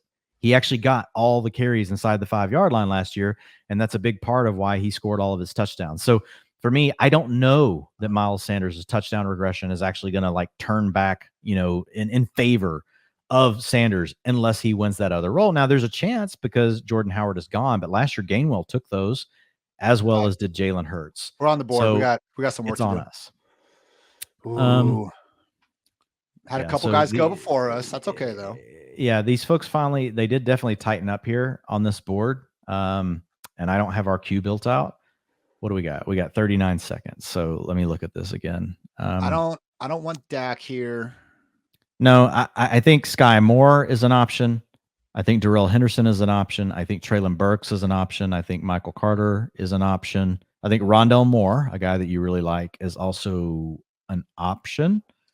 Those would be. I kind of like Sky Moore. I like Sky Moore, and I think we still. I love the upside, man. Love the upside. As of our wide receiver 5, I think that's fine. Like Damian Harris makes no sense on this roster. If we only had one back, let's go Sky Moore. Yeah. All right. Cool. Let's do it. And like Sky Moore doesn't need to do anything for us for the first month or 2 of the season. That's okay. Figure it out. And hey, wide receiver handcuffs it's a risky business. If one thing happens to Juju, MVS, even like Mecole Hardman, like Sky Moore is going to be out there immediately. And then I think Sky has more outs than that, right? I think Sky could 100% take over. All right, I think so too. So sorry, go ahead, Ian. Finish your thing, and then we'll talk about going back. My bad. No, I just think it's you're right. He could just straight up win it, but man, he's also with freaking Patrick Mahomes. If we're going to draft a wide receiver 4 from any offense, it might as well be the one led by Patrick freaking Mahomes. So man, Patrick Mahomes, I wouldn't be surprised, man, if he just pulls off a y'all must have forgot season. I've warmed to Deontay. You all have heard me. We've come a long way from Ian accidentally ranking Juju like wide receiver 60 to start the offseason. I even took him in my home league this week. I got Juju and Allen Lazard in my home league, Dwayne, because I think everyone's been listening to my podcast and they let these guys actually slide to like where they should go in drafts. And it was a weird experience for me, but it wasn't bad. I'll say it. Getting Juju at value, it's not the worst feeling in the world. So we are now back on the clock. What are your thoughts, Dwayne? So Prescott and Gallup go behind us. I'm still off of quarterback. Yep. My thoughts are just looking at the running back queue. Damian Harris still doesn't make sense on this team. It's like I want the upside. I like the explosive pass catching backs. I think Michael Carter fits that. Darrell Henderson has been more of the pass catching back in LA than Akers. There's also rumors that Darrell Henderson actually could be the starter. So that's an option. Wide receiver, I would say Rondell Moore or Treylon Burks. We can wait on tight end. Those would be my 4. I've been making the final decision. I'm comfortable with you doing whatever. They're all good players. What do you think we should do? I want to go Rondell Moore right here. Let's go Rondell Moore then. All right, let's do it. I like tacking on 2 more of the high end upside receivers here. Typically coming back this way. So why I made that decision, just given the fact that we have Derrick Henry, James Conner, Tony Pollard coming back our way. We're gonna have an opportunity at Jamal Williams, who we both love. We're going to have an opportunity at Khalil Herbert. Neither one of us are big on David Montgomery. We're going to have an opportunity for someone like potentially a Rashad White, Zamir White. So I feel like there's more arbitrage left in the running backs than there are at the receivers. Now, there's some receivers that we'll like coming back, but I also know that Rondell Moore is a guy that both of us have really liked. Got the Good Morning Football bump with Rondell Moore. Actually got... I'm not sure if he was working with if it was more of a guesstimate or actual report, but Peter Schrager went out and just said, if you're drafting in fantasy league right now, consider Rondale Moore. Believes he is going to be the replacement for Christian Kirk. It's what Cliff has been telling us all offseason.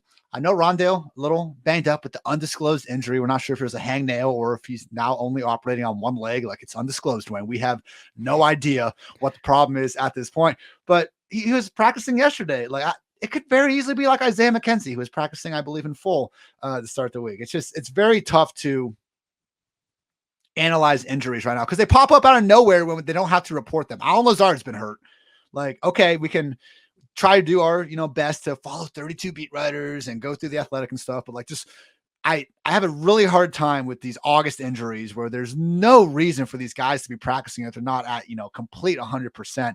I have a hard time, completely abandoning everything we've, gone through with Rondale and some of these other guys throughout the offseason just because of, an undisclosed injury that is coming from Cliff Kingsbury, who fair play to Cliff, man, because Cliff says nothing about these injuries. Like, he's basically anti Pete Carroll. Cliff calls everything like a game time decision, even if the guy's going to be 100% good to go. So Cliff is just doing his thing. I really wouldn't worry about it. I think Zach Ertz is probably a little more of a problem, but man, again, I think Cliff just tends to kind of tell all the beat writers the same thing with Damon Harris. So are we positive? Like, it's not because as much as the Ramondre Stevenson hype train keeps going, and I would say he's the favorite, one of the best reports I thought we got about the Patriots backfield, Dwayne, was the idea that it could be Damon Harris one drive and then Ramondre Stevenson the next drive. Like, I don't think Damon Harris is incapable of catching passes. So he is someone that continues to slide down the board. I mean, okay, no, he is finally off the board. So he did go, but it's round 10. If we had a different structure, if we had only had, say, Henry, receiver, tight end, whatever, and Pollard was our 2, Damian Harris would have been one of our 2 picks. It's just a construction, question, in my opinion. I've seen the guys play.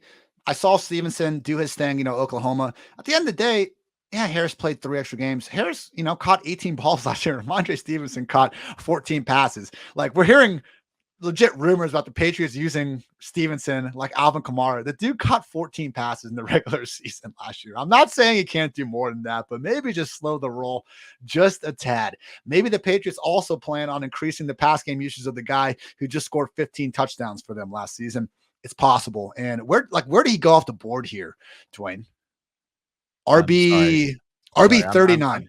I'm chatting with our third partner, Matt, here. RB 39, a legit, RB4. Round 10, man. It's nuts. Like, I'm just Ty Montgomery being out of the picture is obviously great for Ramondre Stevenson. It's also great for Damon Harris. And we don't even know if Ty Montgomery's out of the picture. If Ty Montgomery is taking the pass down role, we're going to be ranking Damon Harris over Ramondre Stevenson every single week. Again, I get the best case scenario for Stevenson. He's already had James White retire. JJ Taylor's out of the picture. Kevin Harris is out of it. Like, when I mock this, I want to go back to that June podcast where I listed all the things that had to happen for Ramondre Stevenson, and they've almost all happened. So fair play. Like, I thought it was an iffy scenario. Well, it's almost coming to fruition, and we are reacting accordingly. Like, yes, I would take Stevenson over Damon Harris. I'm not trying to do take lock here. But the fact that both these guys should be still pretty much right next to each other, in my opinion. Yeah, they should be closer. Now, look, I get why people want to take the other ahead because targets per route run. I know raw targets go to Damian Harris, but he played more snaps. If you go targets per route run, which is where a data point like that can be helpful. It's not always predictive, folks. If we see it multiple years in a row, it can be small samples, all that kind of stuff. But from an explosive play rate, from a targets per route run rate, there are a lot of things to like about Ramondre Stevenson. So I get why people want to take Stevenson ahead. But at the end of the day, we still have a coaching staff. Well, at least Bill. There's no such thing as an offensive coordinator, right, in this town. So you got to kind of throw that out the window. So that tells me at the end of the day, they're still going to lean towards what Bill likes. And I think they're still going to use a committee of backs. Now, the one thing, and we've talked about this, briefly before, that we did catch a little news snippet. And again, you don't know how much to run with these things, but they talked about the fact that it may not be these different niche roles, right? It might actually be they each get a series and they could do this hot hand thing. Yeah. And when they say each, Montgomery, as you would say, Ian, is one of the people, right, that could be in that mix. So we'll see what happens. But at the end of the day, like I get why people want to jump, ahead on Ramondre. Like where he went tonight, round 8, round 9, I'm fine with Ramondre. I liked him much better in that range than when people started taking him in round 6 and 7. I thought that was basically like just losing your mind, like being like, I've got to have a guy that I really don't have to have. So we'll see where it goes. But to your point, like Damien Harris is not a bad player. Like No. he also is explosive on the ground. Like he doesn't have the passing down prowess that Ramondre has, but we also have Ty Montgomery in the mix, like you mentioned. So it's just, I don't want to reach on a player like that. Every team now has a quarterback except us. Yeah, one has two. Might just lead to some shenanigans. I don't know. Just saying. It's possible. Yeah, I mean, I've gotten Derek Carr / Matthew Stafford, Aaron Rodgers in round 14 of these. So I think we need to keep the gas completely pressed. It could make us miss on something, but what they're leaving right now in value, we need another running back for sure. If they leave Isaiah McKenzie, it's a nice spot to pick him. I don't know that we have to since we have Rondell, Sky Moore, Elijah Moore, DK Metcalf, Amon-Ra, St. Brown, Stefon Diggs. Yeah, that wasn't a victory lap, but maybe it was. And a little bit of victory lap. Yeah, so Albert O just went. I also have David Njoku in our queue, who I really like. I think he's a value in round 11 or round 12. He can also play one of our flex spots for us if Dallas Goedert gets hurt or doesn't come through. It gives us 2 options at tight end. I would much rather take Njoku, honestly, than a quarterback here. If they screw us, honestly, I'll go to battle with Justin Fields. Yeah, that's fine. And we can take if we want to take a late round dart on like a Trevor Lawrence or something too, that's okay. Yeah, just to avoid Justin Fields in week 1 against San Francisco. Yes. It's going to be rough. It's going to be rough. Could be rough. It's not going to be a good it's not going to be a good season opener. Maybe it will be, Bears fans. Like, my God, I like to have fun on Twitter, Dwayne, and we both do, with the memes and business and making fun of the 2022 Chicago Bears, and Bears fans are just beside themselves. Don't blame me. Blame your damn general manager and organization for putting you guys in this position. You act like you're not a confirmed like bottom 4 or 5 team in the league, if not bottom 1. So I'm not here to say I think there was a PFF take about maybe like the 2022 Bears being the worst team in NFL history. I am not saying that. I hope Justin Fields is fantastic as a freaking Buckeye lifer and truther. But come on, like, the whole thing that just pisses me off, Dwayne, is you're supposed to, when you have this first round quarterback, surround them with pieces. Look at what every other first round quarterback of the last like 2-3 years is working with, and the steps that their organization has made to just surround them. And unfortunately for Fields, having the coaching staff and the GM switches, like, I don't even know if they want him to be their quarterback of the future. They clearly didn't do anything this offseason to make that look like it's their plan. I feel like they're wasting a year of finding out if Fields can be the guy or not. And it's unfortunate. It's unfortunate. So hopefully they overcome it, and every single team in the NFL goes 17-0. So that's the end story here. Let's start talking about our picks. So David Njoku does go off the board, which is fine. I mean, we have Goddard. Like, if they let him fall here, I'm just not letting someone else have him. And we talked about the utility that he can have, like, in this format. But if Michael Carter makes it, like, he should not be available. Explosive pass catching back, and right now technically is the starter for the Jets. It's really, if they say starter, that means he took the first series. If you go look at the preseason snaps with the quote unquote starters, now Carter did get to rest 1 week, but it's really a split between him and Breece Hall. But at the end of the day, like, to still be at this point, and there's just a lot of things that we like about Michael Carter. So if he makes it here, I think he is an easy slam dunk pick. He's at the top of the queue, might not make it. The question mark here, a guy that I haven't been taking lately, Ian, but he is sliding down the board and people are just completely ignoring him, is Chase Claypool. There's Isaiah McKenzie. We need to go ahead, man. Is Chase Claypool the worst player to score 13 touchdowns as a rookie in NFL history? Like, what the hell did this guy do to people? Yeah, it's just the Pickens hype. So when one thing rises, right, another thing typically falls. And that's what's happening, right? You saw Pickens go in round 8 of this draft, and so Chase Claypool's still here. I think Claypool's a good pick at this spot. I think Carter and Claypool are my favorites, but totally open, to your thoughts. Pickens went viral for it wasn't a drop, but for a picture of a pass that he did not catch in practice. Chase Claypool, in their last preseason game, makes a ridiculous contested catch, and there was not a peep on all of social media. Like, it's just, a lot of confidence. So Carter goes. Claypool's still available. Matt asked if we're taking a quarterback. I told him that depending on what's here, we're probably passing with Stafford, Carr, Rodgers all here. Tell Matt not now, Chief. We're in the effing zone. All right. What about why is Russell Gage still on the board? Why is he 56? I don't know, but Claypool's here. Do we want to just take him? Like he's normally off the board at 117. We have Gage ranked ahead of Claypool. I don't know, man. I kind of rather take Brady's. Well, I mean, it's easy. It's easy to get Gage going back though. We could have both. You think so? Okay, I'm fine with that. Let's just. That's fine. Claypool and Gage. That can be the soft plan. My only problem is we need a back. Like I feel like we need to pick off one of these, either Herbert, Mostert, or Jamal Williams. I don't see that big of a difference between Gage and Claypool. I might even have. I think we should take the value, to be honest. Sometimes Gage will fall all the way back down here again. Okay, cool. Let's go Claypool. All right, so we'll take him. We may cut him. Chase, the decision is yours. You know whether we cut you or keep you. Do we want to just stay on brand here with Jamal Williams and just rock this thing? I don't see why not. Okay, like Khalil Herbert and Raheem Mostert are there. I'm open to either of those, but I think Jamal Williams is the pick. Yeah. Unless you want one of these quarterbacks, so Stafford, Carr, Rodgers, I say we kick the can down the road. No, I'm cool with Jamal Williams, and he's got that similar with Nyheim Hines. Like, there's only so many. How many running backs like won the first 3 rounds here? 3, 6, 9, 12, 15 in this one. There's something to be said about having the handcuff to one of these really early round running backs. So if Jamal Williams goes off, all of a sudden team 12 with DeAndre Swift, not looking good, just like when you get Hines with the Jonathan Taylor instance going there. So I know a little bit self-explanatory, but still something to keep in mind here this late. Like when I look at Jamal Williams versus Herbert and even James Robinson, I think that's even enough of an edge to give it to Jamal.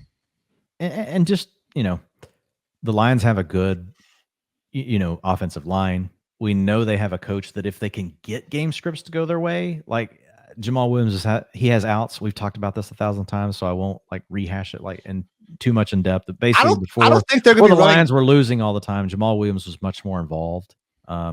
So go ahead. If the Lions are as good as freaking all of America is making them out to be at this point, I think they're going to actually get a chance to play with some leads. And I don't think Swift's going to be the guy they're just ramming into their line during the fourth quarter, man. I think that's going to be Jamal. If anything, like that sort of game environment.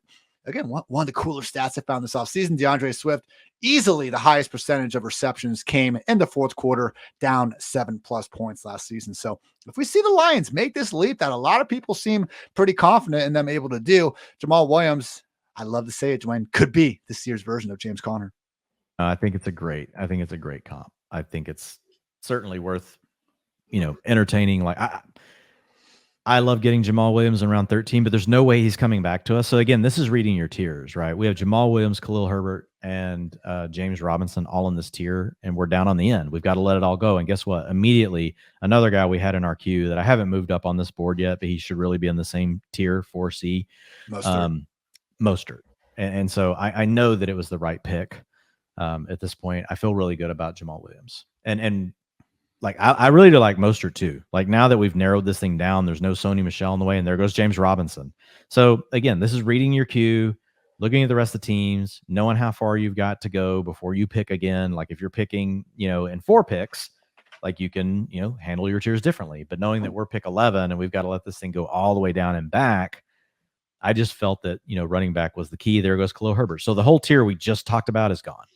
And so I feel really good about the pick we made.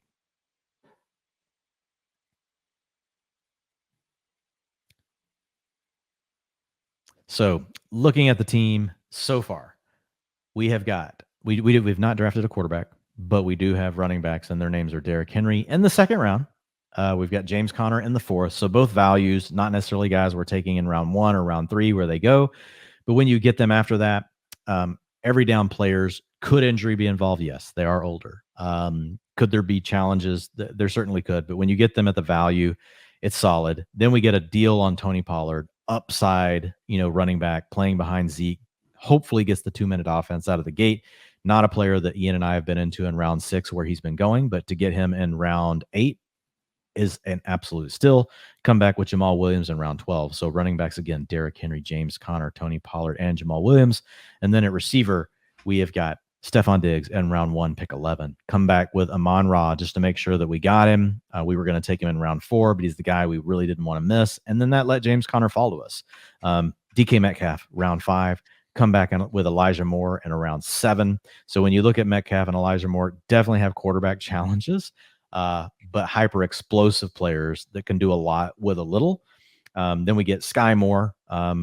Probably not going to be a starter week 1, probably going to be a rotational player, but maybe by week 5 or 6, he's a guy with the receivers we have. Like, you need an upside player that can challenge for playing time, and Sky Moore could do that. Then we have Rondell Moore. Ian and I have covered him at length. Chase Claypool was strictly a value pick at the end of round 11. But again, he checks. If you guys go check out my breakout article over at PFF, I lay out all the metrics that you want for breakout wide receivers, meaning wide receivers that haven't been a wide receiver 3 before, but are for the first time, or guys that can make that leap to wide receiver 1. And Chase Claypool actually checks multiple boxes despite everything else that's going on. And just remember, folks, like the NFL season is a long process. A lot of weird things can happen, and talent can typically shine through. And Chase Claypool, as much as maybe George Pickens potentially douses like the potential fire that he has, like this is a guy that still checked a lot of boxes. And so to get him, when you get a player like that and you can get them like almost a round and a half after their ADP, it's something you want to remain interested in. You don't want to have take lock in that moment, and you want to leave yourself open to let some things, let some luck fall your way, because who knows? Deontay Johnson's already dealing with a shoulder injury, right? I mean, so there's a lot of paths for Claypool to ultimately up his game. One of those being that he also is going to get to play inside, and there's some things you can like about that. But again, that's the roster as we have it right now. So a lot of receivers. Love the way Tony Pollard fell. And then at tight end, we have Dallas Goedert, who we got in round 6, and Ian perfectly called it. So glad that we took him with Elijah Moore falling back in round 7, and then getting Tony Pollard in 8, because I think our real decision point there was, did we want to take Chase Edmonds or one of these other receivers or Dallas Goedert? Hartitz made the perfect call. I'll just give him all the credit on that one. Great day to be great indeed. Justin Fields off the board, QB 13. Have not seen that go down. Me either. Already had Kyler Murray. Come on. What are we doing here? I mean, not us, Dwayne. Yeah. And then Isaiah Likely. So he's just drafting. He's just trying to take all upside. But whatever. I'll still take Matthew Stafford, Derek Carr, Aaron Rodgers. I hope one of them make it back. So Derek Carr. I think we need to take one of them. Derek Carr during the first 7 weeks last season, 89.9 PFF passing grade, 8.5% big time throw rate, 8.5 yards per attempt, nearly an 80% adjusted completion rate. He fell off hard in the second half because Henry Ruggs did the Henry Ruggs thing. Darren Waller was hurt for most of the freaking second half of the year. Now we have Devontae Adams, a healthy Waller, Hunter Renfrow doing his thing. It could be a more pass happy offense as well. We knew what the pace was like going on. Derek Carr, again, this is why out of all the quarterback rankings, the Joe Burrow one is just the most ludicrous in my opinion, because we have these options so many rounds later. Joe Burrow went what round? Burrow went middle round 7. So we're talking potentially in round 13 getting a Stafford, a Rodgers, or a Carr. Come on, man. Yeah. It's an arbitrage thing, man. It's an opportunity cost thing. It's something that you just have to calculate in. Man, I'll say the other player that's been steamed this weekend, like Josh Palmer, like goes every time, like round 10, 11. This one he actually wasn't terrible. Round 12 is fine. The receivers have just fallen a little bit here. That's the actual value that's sitting on the board, and it happened for us, right? That's how we ended up with Elijah Moore in the round we ended up, with him. But people have just kind of chilled out a little bit on the receivers. So just looking at it, coming back to us, Ian, obviously Justin Fields, we wouldn't have even taken Justin Fields probably at this next pick. So it's fine. And here's the thing, folks, remember, at quarterback, especially in a league like this where you have to play 2 flex and you got 12 teams, guess what the number one position that these people will cut? Their backup quarterback. Yeah. If Kyler Murray goes nuts over the first 3 weeks, guess what? Team 1 is going to shed Justin Fields for the flavor of the week, for week 2, week 3. Maybe they don't, but someone will release a quarterback that ultimately will be able to play, will be able to stream. In this particular league, it's the only position, in my opinion, that you could actually stream. So like home leagues, you could stream tight end. You can stream quarterback. There's a lot of, you could do both. Over here, because tight end premium, streaming tight ends you can't do. Like, it's gone. That's the beauty of this format. Like, it changes the dynamic of the way that you want to think about your teams. But quarterback, because everything else is so valuable in the double flex, it gets squeezed. So the year I finished second overall in this, not in this one, but the one just like it for Football Guys, my starting quarterback was Case Keenum. Wow. And I was streaming. I was literally streaming. I was streaming matchups. That was nice. It was with the Viking. It's the only position that you can pull it off with. Now it doesn't mean I'm telling you to go do it. We would rather have, I would have loved to have gotten, Kirk Cousins, Derek Carr, one of these guys, and Fields. Like that would be like the perfect dream scenario. But at the same time, like, kind of the way I look at it here, Ian, there goes Russell Gage. I would like to take any one of these quarterbacks named Stafford or Carr. And then, to me, Rodgers also gives you similar upside. We have questions about him, but he's still Aaron freaking Rodgers. And we can come back after this. We can grab Christian Watson. We can grab a Sammy Watkins if we want. We can grab a Robert Tonyan. We don't have to grab them all, but there's a lot of stacks that if everything goes right for Aaron Rodgers, like, we can still have access to like the players that play with him. Now, again, not saying we have to take two of them here, but like, I would totally be open if we got one and then Aaron Rodgers slid again. Like, it would be an option here to turn them. I think it depends on if Zamir White is gone. I definitely would love Zamir White on this roster. Julio Jones, KJ Hamler also still available, who I like. There goes Zamir. I think it's a fair take all the way around. I would say, if anything, I'd be fine going quarterback and probably maybe a running back or wide receiver. If we only get one quarterback this go round and somehow one of those guys comes back to us around 15, 16, then we're slamming it. Okay. So let's talk about this then, because we're probably going to have our choice. We have two picks. All right. Matthew Stafford, Aaron Rodgers, Derek Carr. If you get to battle with one and we don't end up getting to take another the rest of the draft for whatever reason, which one do you want to go to battle with? For me, I still feel like it's Stafford. The elbow thing, I know, but like, that's why he's available here, though. I mean, it's the Rams offense. But if you told me Aaron Rodgers, I would look. They're all in the same tier for us, so I can go either way on these things. But if I had to pick, it would be Stafford. But I'm definitely open. I think I have Stafford ranked the highest, and hey, only Akers, only Henderson. Maybe the answer is just like we're talking about kind of Baltimore, like they're going to throw the ball a lot more than we're necessarily expecting. So I just, if there was something legit wrong with Stafford's elbow, he wouldn't be out there. Like I don't see McVay like entering week one, like, all right, now it's time to just, give Akers and Henderson 40 freaking carries a game. He's never really been that coach. So I'm cool. Julio went. I was going to say we take Julio first. I'm actually still fine taking KJ Hamler first. Let's do it. Because I do prefer Stafford, but we're gonna get one. Fine. We're gonna get one of him, Carr or Rodgers, and I don't. Okay. I think Hamler's. If you look at the wide receivers available, like after Hamler, I wanted Julio. That was a value right there. He went one pick in front of us. So. Every other wide receiver, though, is, in my opinion, you need a lot more to go right than Hamler, who's shaped. Maybe he's in action a little bit, man. Didn't look that way in the preseason, though, when he was out there. And he's certainly someone where if we see him working alongside Judy and Sutton in week one, God forbid, he catches one of those deep moon balls. Like, he is just going to instantly be in that top 50 conversation. And it's not a given that Hamler's going to be the definitive number 3 on the team. So this is obviously what I do every single time after we draft a player. I just start making these ludicrous best case I love it though. I get so him. pumped about our team, and I think this team can't lose. Clear eyes, clear heart, Ian. Come on. Full eyes. Dwain. Full eyes. Sorry, clear heart. Whatever it is. Full eyes, full heart. Can't lose. There we go. Jalen Tolbert right after us. I'm cool with that. Cool with that value right there. So now we're going to be back here. Brevin Jordan off the board, man. So like these tight ends I've been targeting are all gone. So I'm definitely glad to have Dallas Goedert on board. Matthew Stafford, let's do it. Yeah, let's do it. There's no questions. Rocket. I kind of thought that guy was going to try to take one of them. If Rodgers and Carr comes back, we take one. Yeah, we take one. The other quarterback I would be willing to put for later, and they go so late in these, like you can just kind of read the board, but it would be Tua or Trevor Lawrence.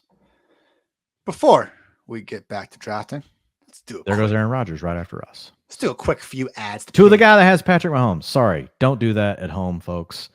Don't do it if you're in a high stakes draft either. So sorry, Team 10. Like, not that your team's bad, but that's silly. Go ahead, Ian.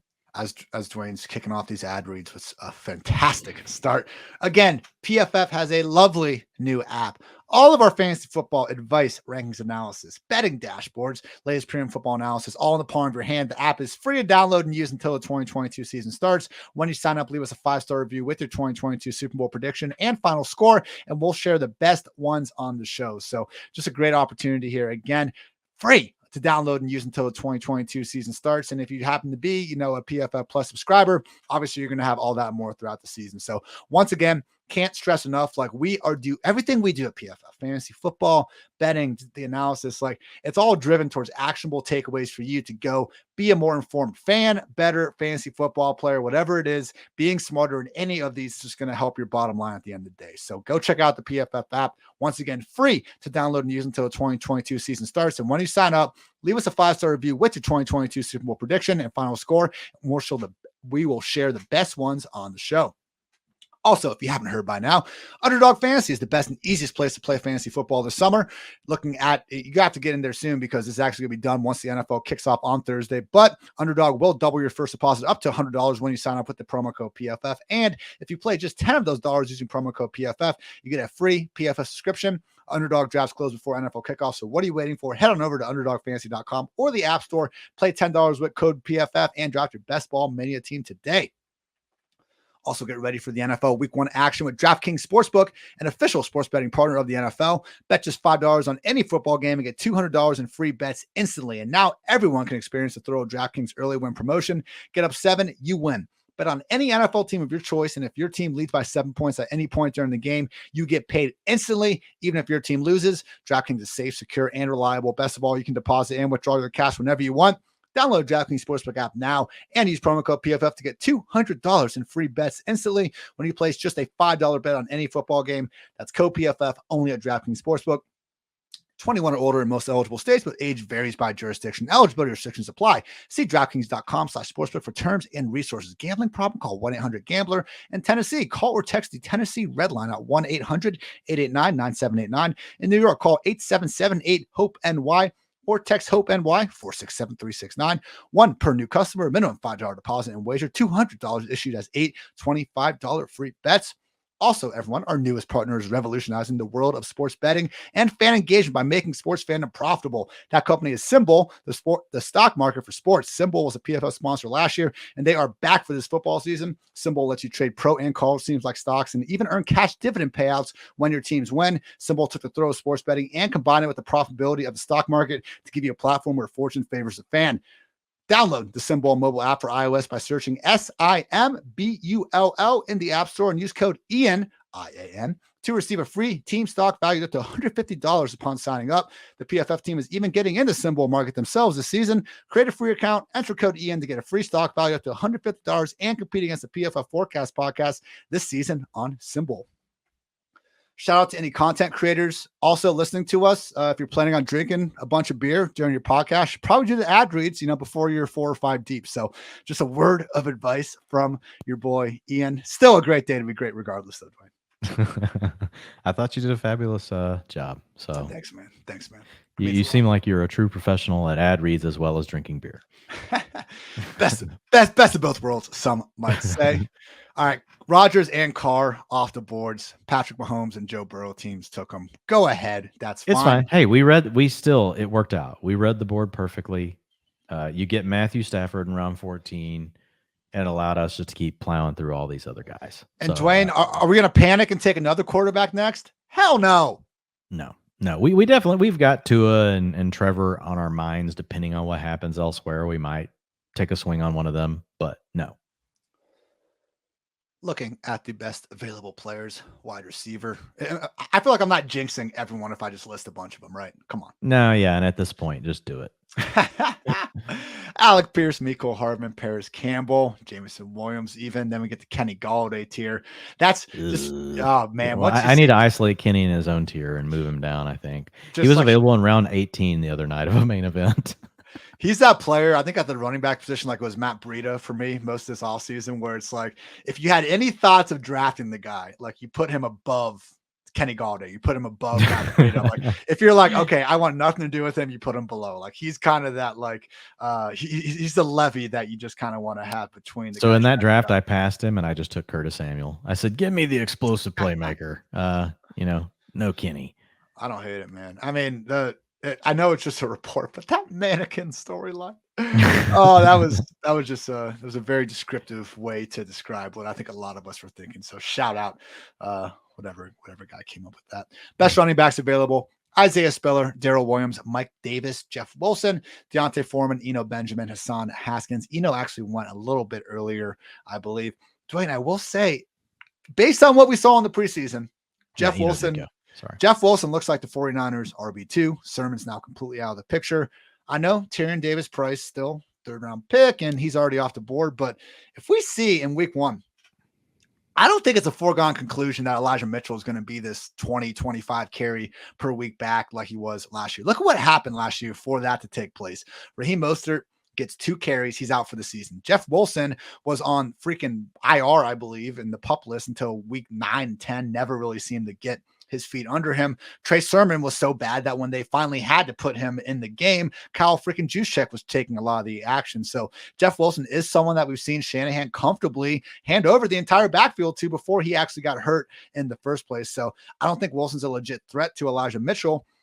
But man, Dwayne, like for a backfield that I think on the one hand we recognize is full of uncertainty. We've seen it year after year with Kyle Shanahan in San Francisco.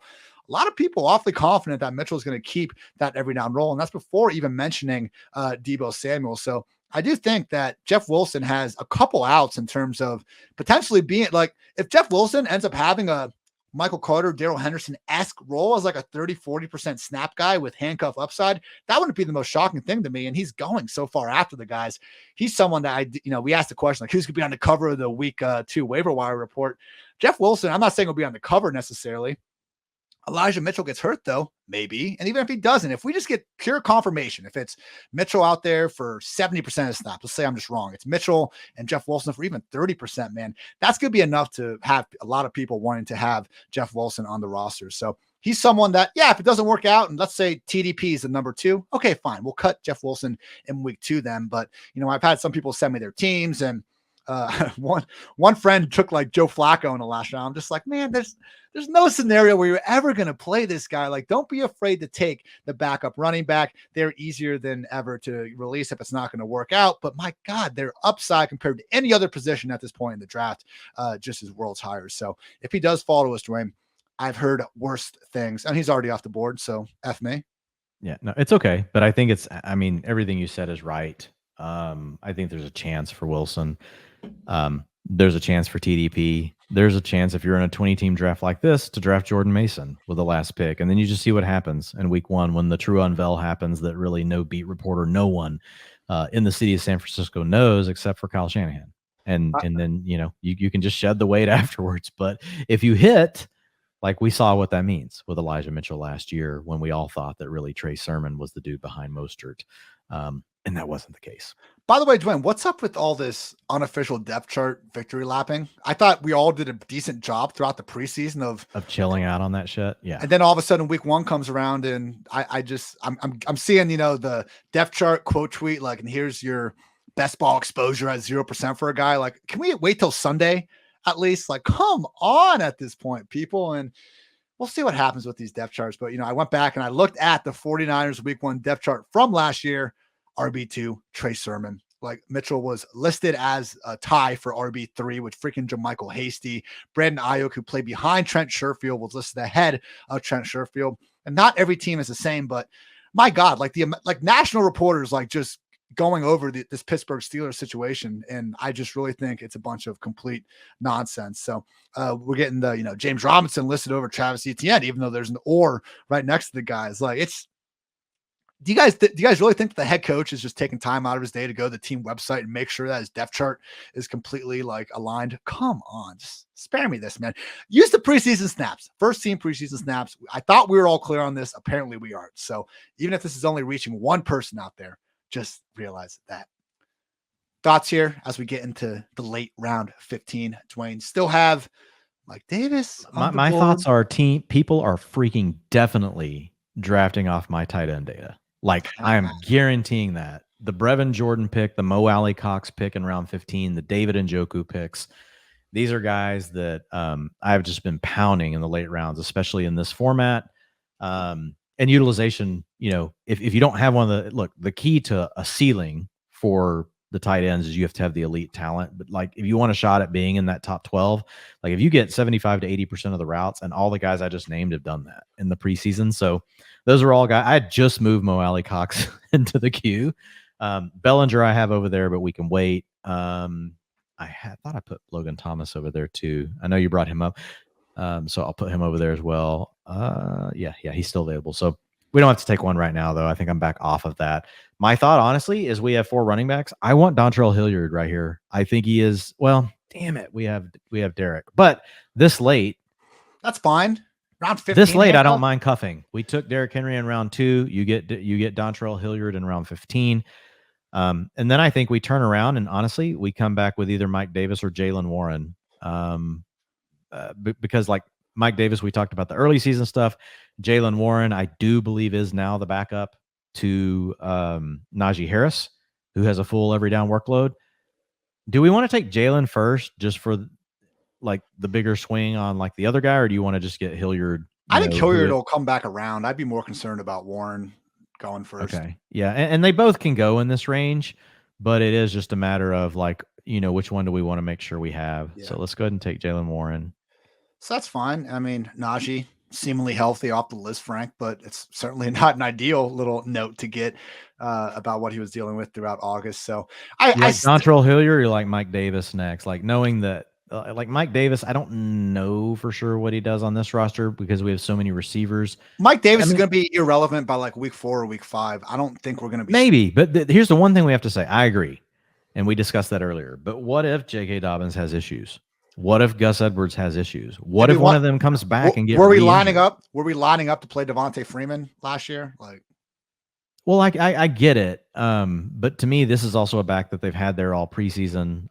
And they don't have all the offensive line injuries. That was the other domino last year, was like half the offensive line was hurt. So I don't think it's tomatoes, potatoes, tomatoes, whatever you want to say. That's fair.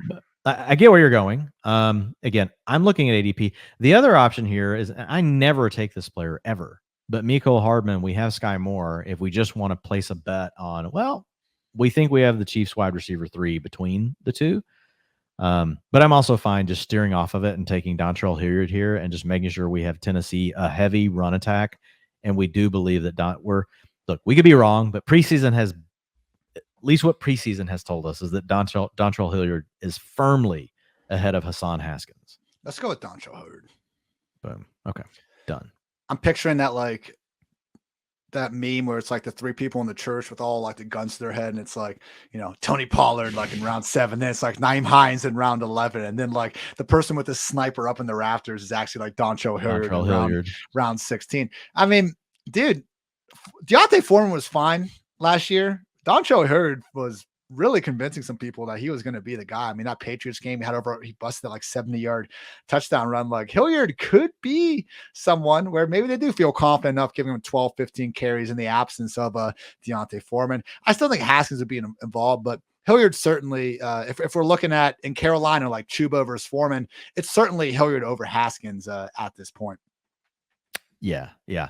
And who knows? Like some of these things by week 3, we'll know that, well, actually, and again, things can change as the season goes, which is where the utilization report will come in super freaking handy for all of you. So just remember that. And that's what it's all about, right? Is figuring those things out as we go. But right now, what utilization tells us, and again, folks, think about it this way. I know some people will say preseason doesn't matter, blah, blah, blah. But remember, a lot of you played high school football. It doesn't matter. You didn't play high school football. You played any high school sports. You played any sport at any moment in your life. You realize that there's a first team, there's a second team, there's a third team, and now not the way the coaches deploy those players every time in the preseason. There are certain games where they may just be obviously just playing guys to get a look at them. But at the end of the day, like, Ian, you played, like, you were probably on the first string a lot. Dwayne was on the second string. Like, I knew that I probably wasn't playing unless someone was hurt. We had a savage, Dwayne, we had a savage system on my defense in high school. The starting 11 on varsity defense got to wear this like gold pullover penny during practice. So we were like the gold shirts. Our colors were green and gold. So gold shirts were starters. But, you get benched, then the coach had to come over to you and be I thought you were about to go like, Game of Thrones on me there with like the gold cloaks. They've got their own island. Ian had his own island growing up. Yeah. But no, I remember like seeing just like coaches have to go over to guys for like, hey man, I need that gold penny. I was like, oh, that's a heartbreaker right there, man. I don't want to get into. Again, we like to stick to football here. I don't know, Dwayne. It's an hour 45 in. Have you been watching? House of the Dragon, the new Game of Thrones? I have. I did not watch. Yes, you watched it? Oh my god! I haven't watched this Sunday because there was so much college football on. I just played college football and I was drafting. Dude, having college football on while I'm drafting fantasy NFL teams is like that's my jam on Labor Day weekend. So you'll know next year when we all hang out and like this will be the fortress. This will be the house of not dragons, but of fantasy drafts. Well, it'll be the house of drafts, both here and what we'll call it. Drafts. Yeah, well, we'll actually label it. Maybe we'll just stream live, like you and Daigle just trashed over in the corner. There's Ian passed out. But, just for the record, but dude, it's so good. It's so good. God. I watched the first 2 episodes with future Mrs. Tits, and just like I told Julia from the first episode, I was like, Damon, I'm a Damon guy, and she was like, no, he sucks. I go, no, just you wait. I'm a Damon guy, and my God, Dwayne, when he's gonna be Jamie, he's gonna turn a corner. Oh my, yeah, exactly. And you're gonna see the character arc will develop. You'll be like, I hate this guy, and you're like, they're making me like him. Oh, he's incredible. And and what I found out, like, I'm just, if there are Game of Thrones truthers out there, like, I just didn't realize this was still going off of the books and stuff. So like, it makes sense to me, like how it is maintaining being so well written and stuff. But I just love because I hadn't watched any of the Game of Thrones when it was going live, and so I kind of missed out on all the meme stuff. And after finishing last night, I was just typing it in, just like cackling at some of the stuff they had going on. So I won't spoil it. Never want to be that guy. Just absolutely love it so far. So yeah, that's our the House of Dragons intersection with the PFF. Oh, Ruby loves House of Dragons. She's going nuts out there. Yeah, there we go. As we get into round 17, I will say, Dwayne, I've seen some of the week 1 DST rankings going out there. Feeling pretty good about our choices so far. 49ers, Colts, Broncos, Browns, seeing them littered throughout the top 7, top 8. And guess what? They're all going to be back there again in week 2. So what I need to do, there's still time to do it this year, but I was thinking, Dwayne, like if we did what if we just kind of built like the streaming guide for defenses like throughout the 17 weeks, like really looked ahead. It'd probably be overestimating our ability to know like which offenses are going to be good and bad at the season. But I think actually as we have more data, and if you're only projecting 2 or 3 weeks ahead, so it's pretty much how I handle my high stakes teams. And the easiest cheat code for it, we've talked about this a little bit in the past, is just which teams have terrible quarterbacks that are turning over the ball all the time. And you just want the defense that's playing against those. And now if the defense also has the other things that you've talked about, like there's actually quality, which, you're kind of grading by using the Havoc grade, which I really love. I think if you can pair those two things together, what I will do often, because I don't want to spend in a league like this, we have $1,000 fab. We haven't really talked about that much. So I don't want to spend, even $17, $25, $35 any certain week to get a defense, but it's what it takes. That is basically what they will often go for to get the top one for the week. But what you can do is if you can plan 1 week ahead and you can get them for $1.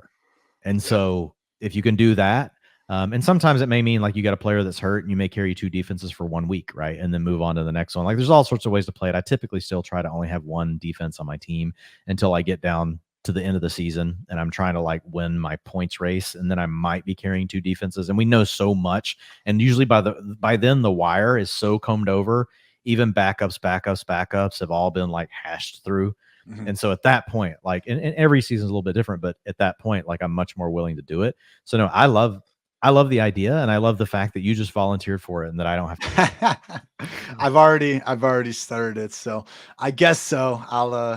That's my cross. Carry the mantle, Ian. Just carry it there we go. proudly, as you do everything. Come on. Great day to be great after all. All right, we are into the middle of round 17. Jameis Winston off the board. See, that's more reasonable. I already had Jalen Hurts. They probably didn't need Jameis Winston, but at least they're taking him around 17. It's not the Trey Lance, Kirk Cousins 9 to 11 round switch. So it's not like you can't ever take two quarterbacks, but at least, save one of those last round picks for it. And also like maybe just take one quarterback. I don't know. We've got some friendly banter going on down here in the chat, Ian. So I think you're overreacting. I simply said he was bad at. I guess somebody's calling somebody bad at drafting. Oh man! As are all the others. Yeah, not you. Okay. Well, you're not a butt snuffle, whatever that means. Oh, I think that's a reference to team. No, I don't know. Like team 1 is called Sore Dick Buttle. I don't know what that means, but anyway, we're getting feisty in here.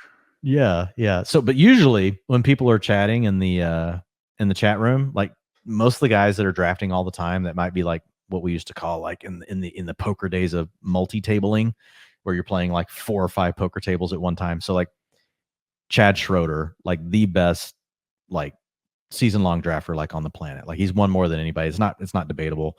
Like he multis these, right? He'll be drafting 4 or 5 of these, like as well as many people can just draft one at a time. So he doesn't have time to chat. So usually when I see people chatting down there, it honestly just makes me happy, because I'm like, oh, like these people have time to chat. Like I'm not in here with like, all pros. And it's typically a good thing.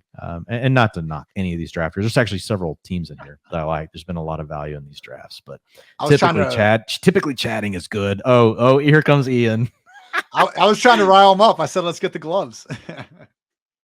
Oh yeah, like you got problems. Now I'm gonna have to podcast this whole thing on my own. Ian's in the chat. As Dwayne's talking about just how people shouldn't be in the chat, I'm typing a message. Let's go. All right, Sony Michel, Zach Moss off the board. I don't hate the Sony pick there, round 17. I don't either. There we go. I like some Curtis Samuel. I like. Look, explosive playmaker, 75% route participation in the preseason. They're going to run 11 personnel all the time. Would we be surprised, Ian, if we looked up after week 3 and we're like, whoa, Curtis Samuel's the wide receiver 2 on the Commanders? Like it's in the range. The dude just got paid. We know he's a really good player. He's just been hurt.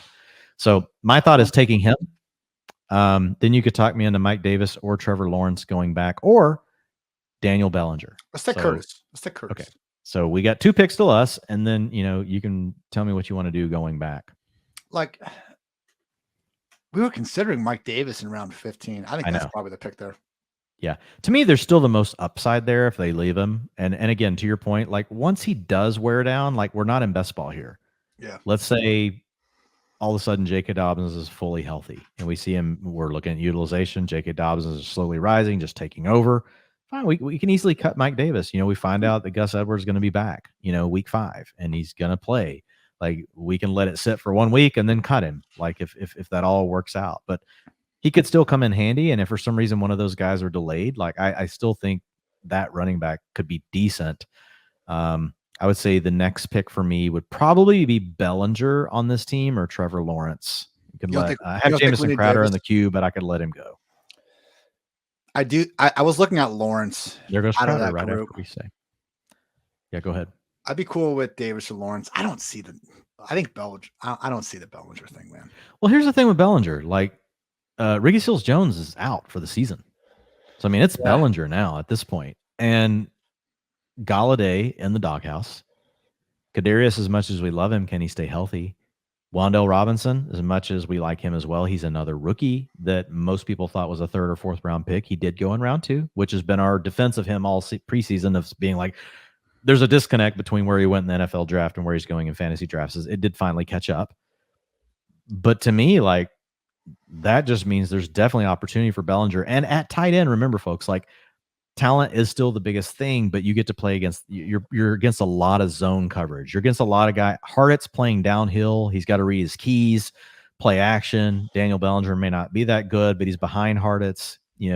I'm gets just saying, an 8-yard reception. Now you probably catch up and tackle him. He's not taking off for 20. I don't think Bellinger's a given like 90% route guy though. I don't think he's 90, but I don't think there's a way that I don't think that he's 70 to 80. They've shown us every preseason game. Now, I'm not saying we have to take him here. Like we can. Now, here's the thing: we have 1 pick remaining. The next 2 picks have to be kicker and defense. I'd prefer to go Davis or Lawrence. All right.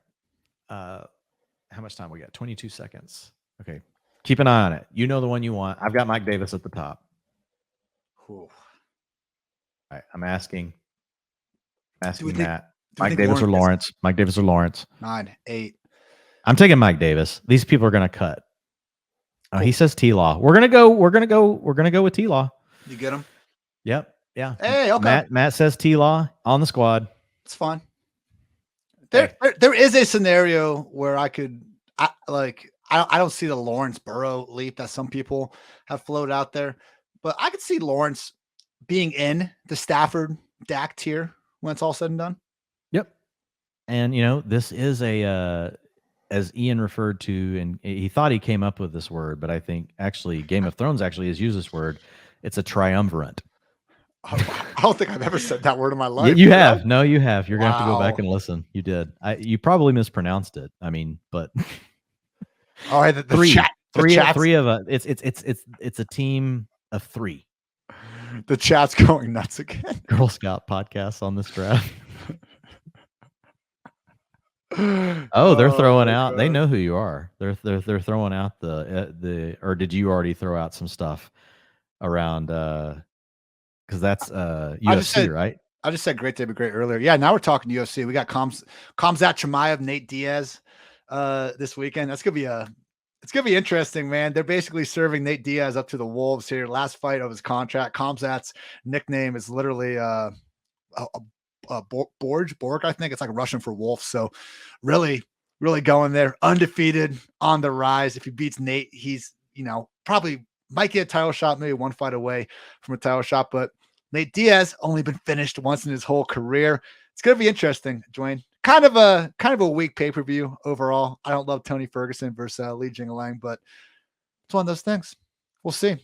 I have no clue about anything you're talking about. But I love the energy, Hartitz. Dude, UFC is like the greatest. Like, I just watched that so much in my like early 20s, just grinding like fantasy years, no girlfriend, no nothing. And you just got these fights going on every single Saturday night year round. Like, that was freaking made for single loser mid-20s males like myself, man. Just absolutely grinding every fight I can get my hands on. It's a very, and going to the games, man. I think going to fights and hockey games, you get the biggest like plus EV to kind of like your happiness and experience by like being at the game versus watching on TV. I don't agree with the some people in our industry are like super anti ever going to an NFL game. I agree. I wouldn't want to like go to a 1 p.m. or a 4 p.m. game, but I think standalone, man, there's a lot to be said there. You tailgate, you go out there, you get invested in the city, man. Like, come on, people, we can go to a football game. I know beer costs freaking too much, but we work for a reason. Go have some fun. What's the last football game you've been to, Dwayne? How long? The last football game I've been to last year. There we go. Yeah, I mean, I try to go to a couple of Cowboy games. I only went to one last year, obviously with our jobs. I had a couple I had to pass on Sunday night because of our Sunday night pod. But hey, we're loving what we get to do. So you sacrifice. But the Dolphins. And what's funny is like you would totally let me. Like if I was like, dude, I got a Cowboy ticket, I'm going. You'd be cool. But I know it's a 2-hour pod, so it's kind of a brutal, solo. Thursday and Mondays, man. Those are our days, and Cowboys get plenty of those. So. Yeah, absolutely. Yeah. So Thursdays and Mondays are the easiest, even if I think you could pull off an early game on Sunday, I mean, because you don't like, as much as we're monitoring, we don't have to be tweeting. Like, we don't have to be like, you tweet from anywhere. Like we're at Ian and I are in Canton out there for the Fantasy Football Expo. And we're like at a karaoke bar, everybody's going bananas, and I have your notifications turned on. So like my phone's buzzing and like, I don't even notice you. Like, you're a ninja. Like, I never even see you on your phone and there's a new tweet from you. You know, Shout out Roto Pat Daughtery. Like, loved working with him briefly. NBC Sports and Roto World back in the day. But like Pat said it one time when we were just, having far too many beers, just one of those nights where he said that he thinks in tweets. And I feel the same way sometimes, man. So just over the years, like if I think about something football fantasy related, I usually just type it out and hit send. And I'll tell you what, Dwayne, if I type out a tweet and it's every single character, like it needs to be pretty messed up for me not just to send it. I feel like if I naturally like write out it makes no sense, but like if it's 240 characters, if I hit exactly 240, like I'm usually just hitting send right away and dealing with the consequences later. So yeah, great day to be great. Great day to be great. The only thing about you got everybody hyped up in here. The only thing about the see this tomorrow. Oh, nice. The only thing about the notifications, I hate that people still get notified like when you respond to someone. I don't think the mention should notify anybody because like I'm probably still going to do a bunch of. Actually, I might do. I think what I'm going to do this year is when you start doing your start sit stuff, I'm going to mute you. That's what I'm saying. So I think what I might do this year, because I take the time on Thursdays and Sundays to answer a bunch of you guys' questions, but I know there are a lot of people that have me on notice. So from that standpoint, I can understand how freaking annoying it is to get 50 freaking buzzes from me in 20 minutes, whatever it is. So I think what we're going to do is I'm just going to go live on YouTube, maybe drag Dwayne in there, Nathan, Kevin, whoever the hell we can get over there on Thursdays, Sunday mornings as well. Not going to be a podcast. It's literally going to be a start sit stream. Get in there, list a comment. There'll probably be some sex bots going around too. Always fun when those are showing up there. And we'll have a good time. We'll get those questions answered. I'll be able to answer more of them just, looking at the comments and speaking them out loud. Hopefully, good sense of urgency. And then that way, we're not pissing off all the masses there. So getting in to round 19. I believe all of our defensive targets are gone, Dwayne. So we might need to do a bit more research here on the fly. I got Baltimore up. They get the Jets. Yeah. I got Philly just because I just want to gamble on them because I'm just so into the Jordan Davis pick and some of these other what they've done in their secondary. I'm just kind of like, just let me roll the dice on Philly. So like you said, we'll see what happens. We'll see what comes back down here to us. Eagles got the Lions. Cincinnati is always a backup plan. They play Pittsburgh. The Eagles did. So the Eagles did pop. They actually popped in my study, Dwayne. They didn't make the cut because our strength, the Vikings, the schedule, yeah. Our strength of schedule tool was lower on the Vikings than I was. I will say though, I mean, I wouldn't be against getting the Eagles because we can play on week 1, fine. Even if home against the Vikings in week 2, we all know how Kirk Cousins performs on Monday Night Football. I don't think they're going to be ranked like 25th next week or anything like that. And then if we can just get by that, now we got days against the Commanders and the Jaguars where they're going to be right there, in the top 10, if not the top 5. So I'm more than fine with the Eagles. Yeah, I am too. So they added Bradbury too. Yeah, that's what I mean. Like with the upgrades in the secondary. So now they've got Darius Slay, who is a monster in man coverage. Bradbury is really like the zone coverage is like his main thing. Like he will still, and both guys have shadowed in their past. Now they're not, these are not spring chickens anymore, but there's 2 of them. I like what the Eagles have done, on defense. And I think there's an opportunity for them to play with more leads this season. I like the offense overall. You had AJ Brown, you get Jalen Hurts taking another step forward. The offensive line is actually healthy. I just think there's a lot of things to like about the Eagles. Added, Gardner Johnson from the Saints recently as well. It's just, Dwayne, both of us here, Cowboys fans, we're pretty objective about the whole thing, but my goodness, like, I don't know how you can be a Cowboys fan. Like, look at what they've done this offseason compared to the Eagles and feel anything but terrible. It's like every need the Cowboys kind of had this offseason, they basically like just didn't do all that much to address. Okay, they went back to some O-linemen in the draft and things like that. But to see the Eagles like go out, Jordan Davis, AJ Brown, Chauncey, like just one home run after another. And like, this is not like the Jaguars, like just overspending on some players to fill these needs. Like, I think they did a pretty good job getting these guys. And, there goes Philly. We've never talked about Philly before. They go, it's fine. I got the Ravens in here. They play the Jets week 1. The Ravens actually get all their cornerbacks back. So there's a similar story for them. Yeah, I'm cool with Baltimore. I would almost rather we get a banged up Zach Wilson, but Joe Flacco is just fine as well. Yeah, Joe Flacco, you get the revenge game. Man, yeah. probably like the 5th version of it, but whatever. Joe Flacco's gonna play till he's freaking 48 if he wants to. But he's been so good. Like I just accepting the backup role and kind of just saying the right things and going out there, making the most out of limited opportunities. Like, come on, man. Chase Daniels played the song. You know how long Joe Flacco can play football if he feels like it. Just cashing those, $6 to $8 million yearly checks. Yeah, he's almost as big of a hero to me as Chase Daniel at this point. And hey, no one can All right, take so that. Ian, this could be our last draft. I don't ever want to close the book completely. These drafts will be open for you folks. Huge shout out to FFPC on this. FFPC actually comped Ian and I a team to play with Matt.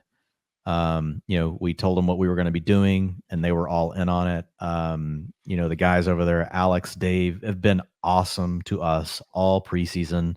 We've loved drafting on their platform. I've drafted on their platform for years. I've had some really good finishes there, but like just good people. So you folks get over there. They've expanded the competition, the Football Guys Players Championship. You can get a 3-pack for $1,000, or you can pay $350 for a team. They've still got main events left. Those are $2,000 each. So if you want to get in these streets and play, I will honestly say this has been the most value I've seen in a main event. Like I said, is my 6th one. So, I mean, maybe drafting during the week, is the perfect thing. So I don't want to totally close the book, Ian, on you and I maybe pulling the trigger on one more later this week. We'll see what happens. But since this could be our last draft that we're broadcasting this season. No, we're not talking about the kicker. We're not. No, you're selecting them. Oh, my you have to pick the kicker. I've never made you do this. So you get to pick the kicker on the final pick of our draft. By the way, I think I'd be down maybe tomorrow night. You're just going to let it expire. He's going to try and talk and let this expire. I'm going to empty the queue. So you can't do this. You actually have to pay. You have to pick someone. God, I just emptied the queue. All right. I'm hitting draft. We're taking Jason Sanders, whoever the hell his name is. So, well, we stayed on brand at least. I would be down to maybe do a draft tomorrow night, Dwayne, even if we have to go into the midnight streets. I can't guarantee how sober we'll be at that point, but you know what? Sometimes we've had a few beers in this one. The draft went pretty damn well, in my humble opinion. So we'll see. It definitely won't be another championship, but we can get it won't be the 1K entry, but we can get our football guys in. Yeah. So yeah, man, this has been awesome. I've loved doing these. I know this is something that you and I talked about in the off season that we wanted to do. It was one of our goals was we wanted to draft more. We wanted to do more mid and high stakes. Oh, we accomplished that one. we wanted to blend, once we've talked about player takes for so long, like how do we really, start to blend all that with strategy. And so I feel really good, like about where we ended up. With the list, like you listening to us right now, I think what we say, probably like seeing us go through an actual draft and being like, oh, those guys actually are capable of putting together a decent team instead of just, rambling on and on about this and that. So it's a situation like I love drafting with you, Dwayne, because I think we're good at it because we put enough freaking work to do it. And especially, and I'm not saying that everyone can even afford, like I've been certainly at points in my life where I couldn't afford to put in as much as we have this year. I know you've been doing it a lot longer than I have. So not saying you can't be a great analyst or a great fantasy football player, without doing a bunch of these, but either way, I just think being at least exposing ourselves to them a little bit and just some of the edges we're able to get for, softer leagues too, Dwayne, just some of the stuff looking at the high stakes ADP versus the home leagues throughout August and into the early parts of September. It's given us more edges, I think, in our overall analysis than even just hopefully making a lot of money with it. I know doing the best ball drafts throughout the summer, it's one of those things where when you're actually drafting and you actually like know where the players are going in ADP and stuff like that and the way things are changing, it's very hard to fake that if you're not just kind of going through and drafting all the time. So trying to do it for all you lovely listeners out there. But yes, that is going to wrap up our little championship here. Dwayne, myself, as always, we got Matt on the other line of things as well. So I'm feeling not good about the squad, Dwayne. Great about the squad. Yeah, it's a great day to be great. Matt's loving the squad as well. And so like, hey, Matt, we just appreciate you coming through. We threw the opportunity out there to everybody. You did the retweet on social, you tagged someone, you followed the rules. Good things happen. Good things happen. So man, I'm looking forward to this team smashing. And like I said, I've drafted multiple of these. I've not seen this much value fall in any of these drafts. So I think, I like this team as much as any main event team that I've drafted so far. gone over 2 hours, so we're not going to review every single team here. Dwayne, is there one or two squads though that you've looked at and particularly like, or have you not really gone through them at all? I haven't, but really quickly, like just me kind of scanning, like basically the first thing I look for, like the value picks I think that some people got, and then the structure like of their team. I do think that Team 9 is Yeah, pretty that's damn the one that salty. that's the one that Travis popped out for me. Kelce, round 1. I know we've been on Team Diggs over Kelce, but whatever. We're in a tight end premium. Saquon Barkley coming back to you in round 2. He typically goes at the beginning of the second round. Probably got a little bit of a slide on him. We talked about Barkley when we auto-picked Henry.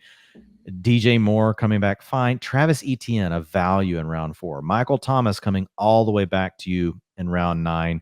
Darnell Mooney, not a guy I have a lot of exposure to. I know we're not crazy about him, but at the same time, like I get it. I mean, the guy, he's the leading target guy on the Bears, and he's done it for 2 years, right? So I see some people just wanting to totally dismiss Darnell Mooney. He doesn't play for the Bills, but his underlying comps look, as far as his talent profile, they look way better than Gabe Davis, and people are going bananas. So then you get Drake London in round 7, come back with Kadarius Toney in round 8. You get Russell Wilson as your QB1. Then you kind of salt away the running backs behind Barkley and ETN with Damian Harris, who we talked about being a value. Michael Carter was in our queue. It was our top pick. He took it. James Robinson going the other way. Then he gets Evan Ingram, a near 80% route participation player. Jarvis Landry, Noah Fant. Sorry. But It's okay. Anyway, you nearly got all of them. Can't have them all. Can't have them all. So Sony Michel in round 17, like you even called that one out. Great pick. Denver defense, one of your defenses that you love. He waited for kicker in the last round. So even Zay Jones, really wide receiver, Yeah. 89, Zay Jones, round 19. Great to be great. I like that team a lot. Team 6 too, man. Like, okay, Josh Allen in round 4. Not egregious, not great, but he normally goes into round 3. So you at least got a half round value on it. Decent value. They started with Chase, CD, and Cortland Sutton. We're able to get Damian Pierce and Chase Edmonds after that. Melvin Gordon, Darrell Henderson, Eno Benjamin, Jerick McKinnon, Dearness Johnson filling out the running back room. All those guys have a pretty nice best case scenario. And then after the top 3 wide receivers, Ayuk, Olave, Palmer, Kendrick Bourne, even Kyle Phillips in round 20. Why the hell not? Great day to be great. And then got Dwayne's 2 of those late round tight ends you couldn't stop talking about, in David Njoku and Mo Alley Cox. So that in the defense, one of your defenses. Exactly. So solid draft by Team 6. I'm kind of like you, Dwayne, where I scan them, and if I see like something that really isn't good, I just kind of dismiss the rest of the team. I almost did that after seeing Allen early, but middle round 4, that's like where we kind of rank Josh Allen, knowing that he usually doesn't fall there, and he did. So, and what I like about the team is most teams that start with Chase, Lamb, Sutton, and even if they come back with Josh Allen, I think there's probably some uniqueness to this team, because what most people will do is they've basically been completely trained at this point that I cannot take a running back in round 5. Like they take another receiver. He pulled off something that we've talked about, like 2 guys we like with Damian Pierce and Chase Edmonds. So instead of just getting one of them, he took 2. And while the popular theory may be out there that RB2 should absolutely be the weakest spot on your team, at the end of the day, it doesn't really freaking matter if you're actually right on these players. If you're right on Damian Pierce and Chase Edmonds for the prices that you got them at, I actually like the build, and you still come back and get Ayuk and Olave and Njoku and the other backs that he has with him. So yeah, I like the build as well. All right, everyone. That's going to wrap it up. I believe our 8th draft completed.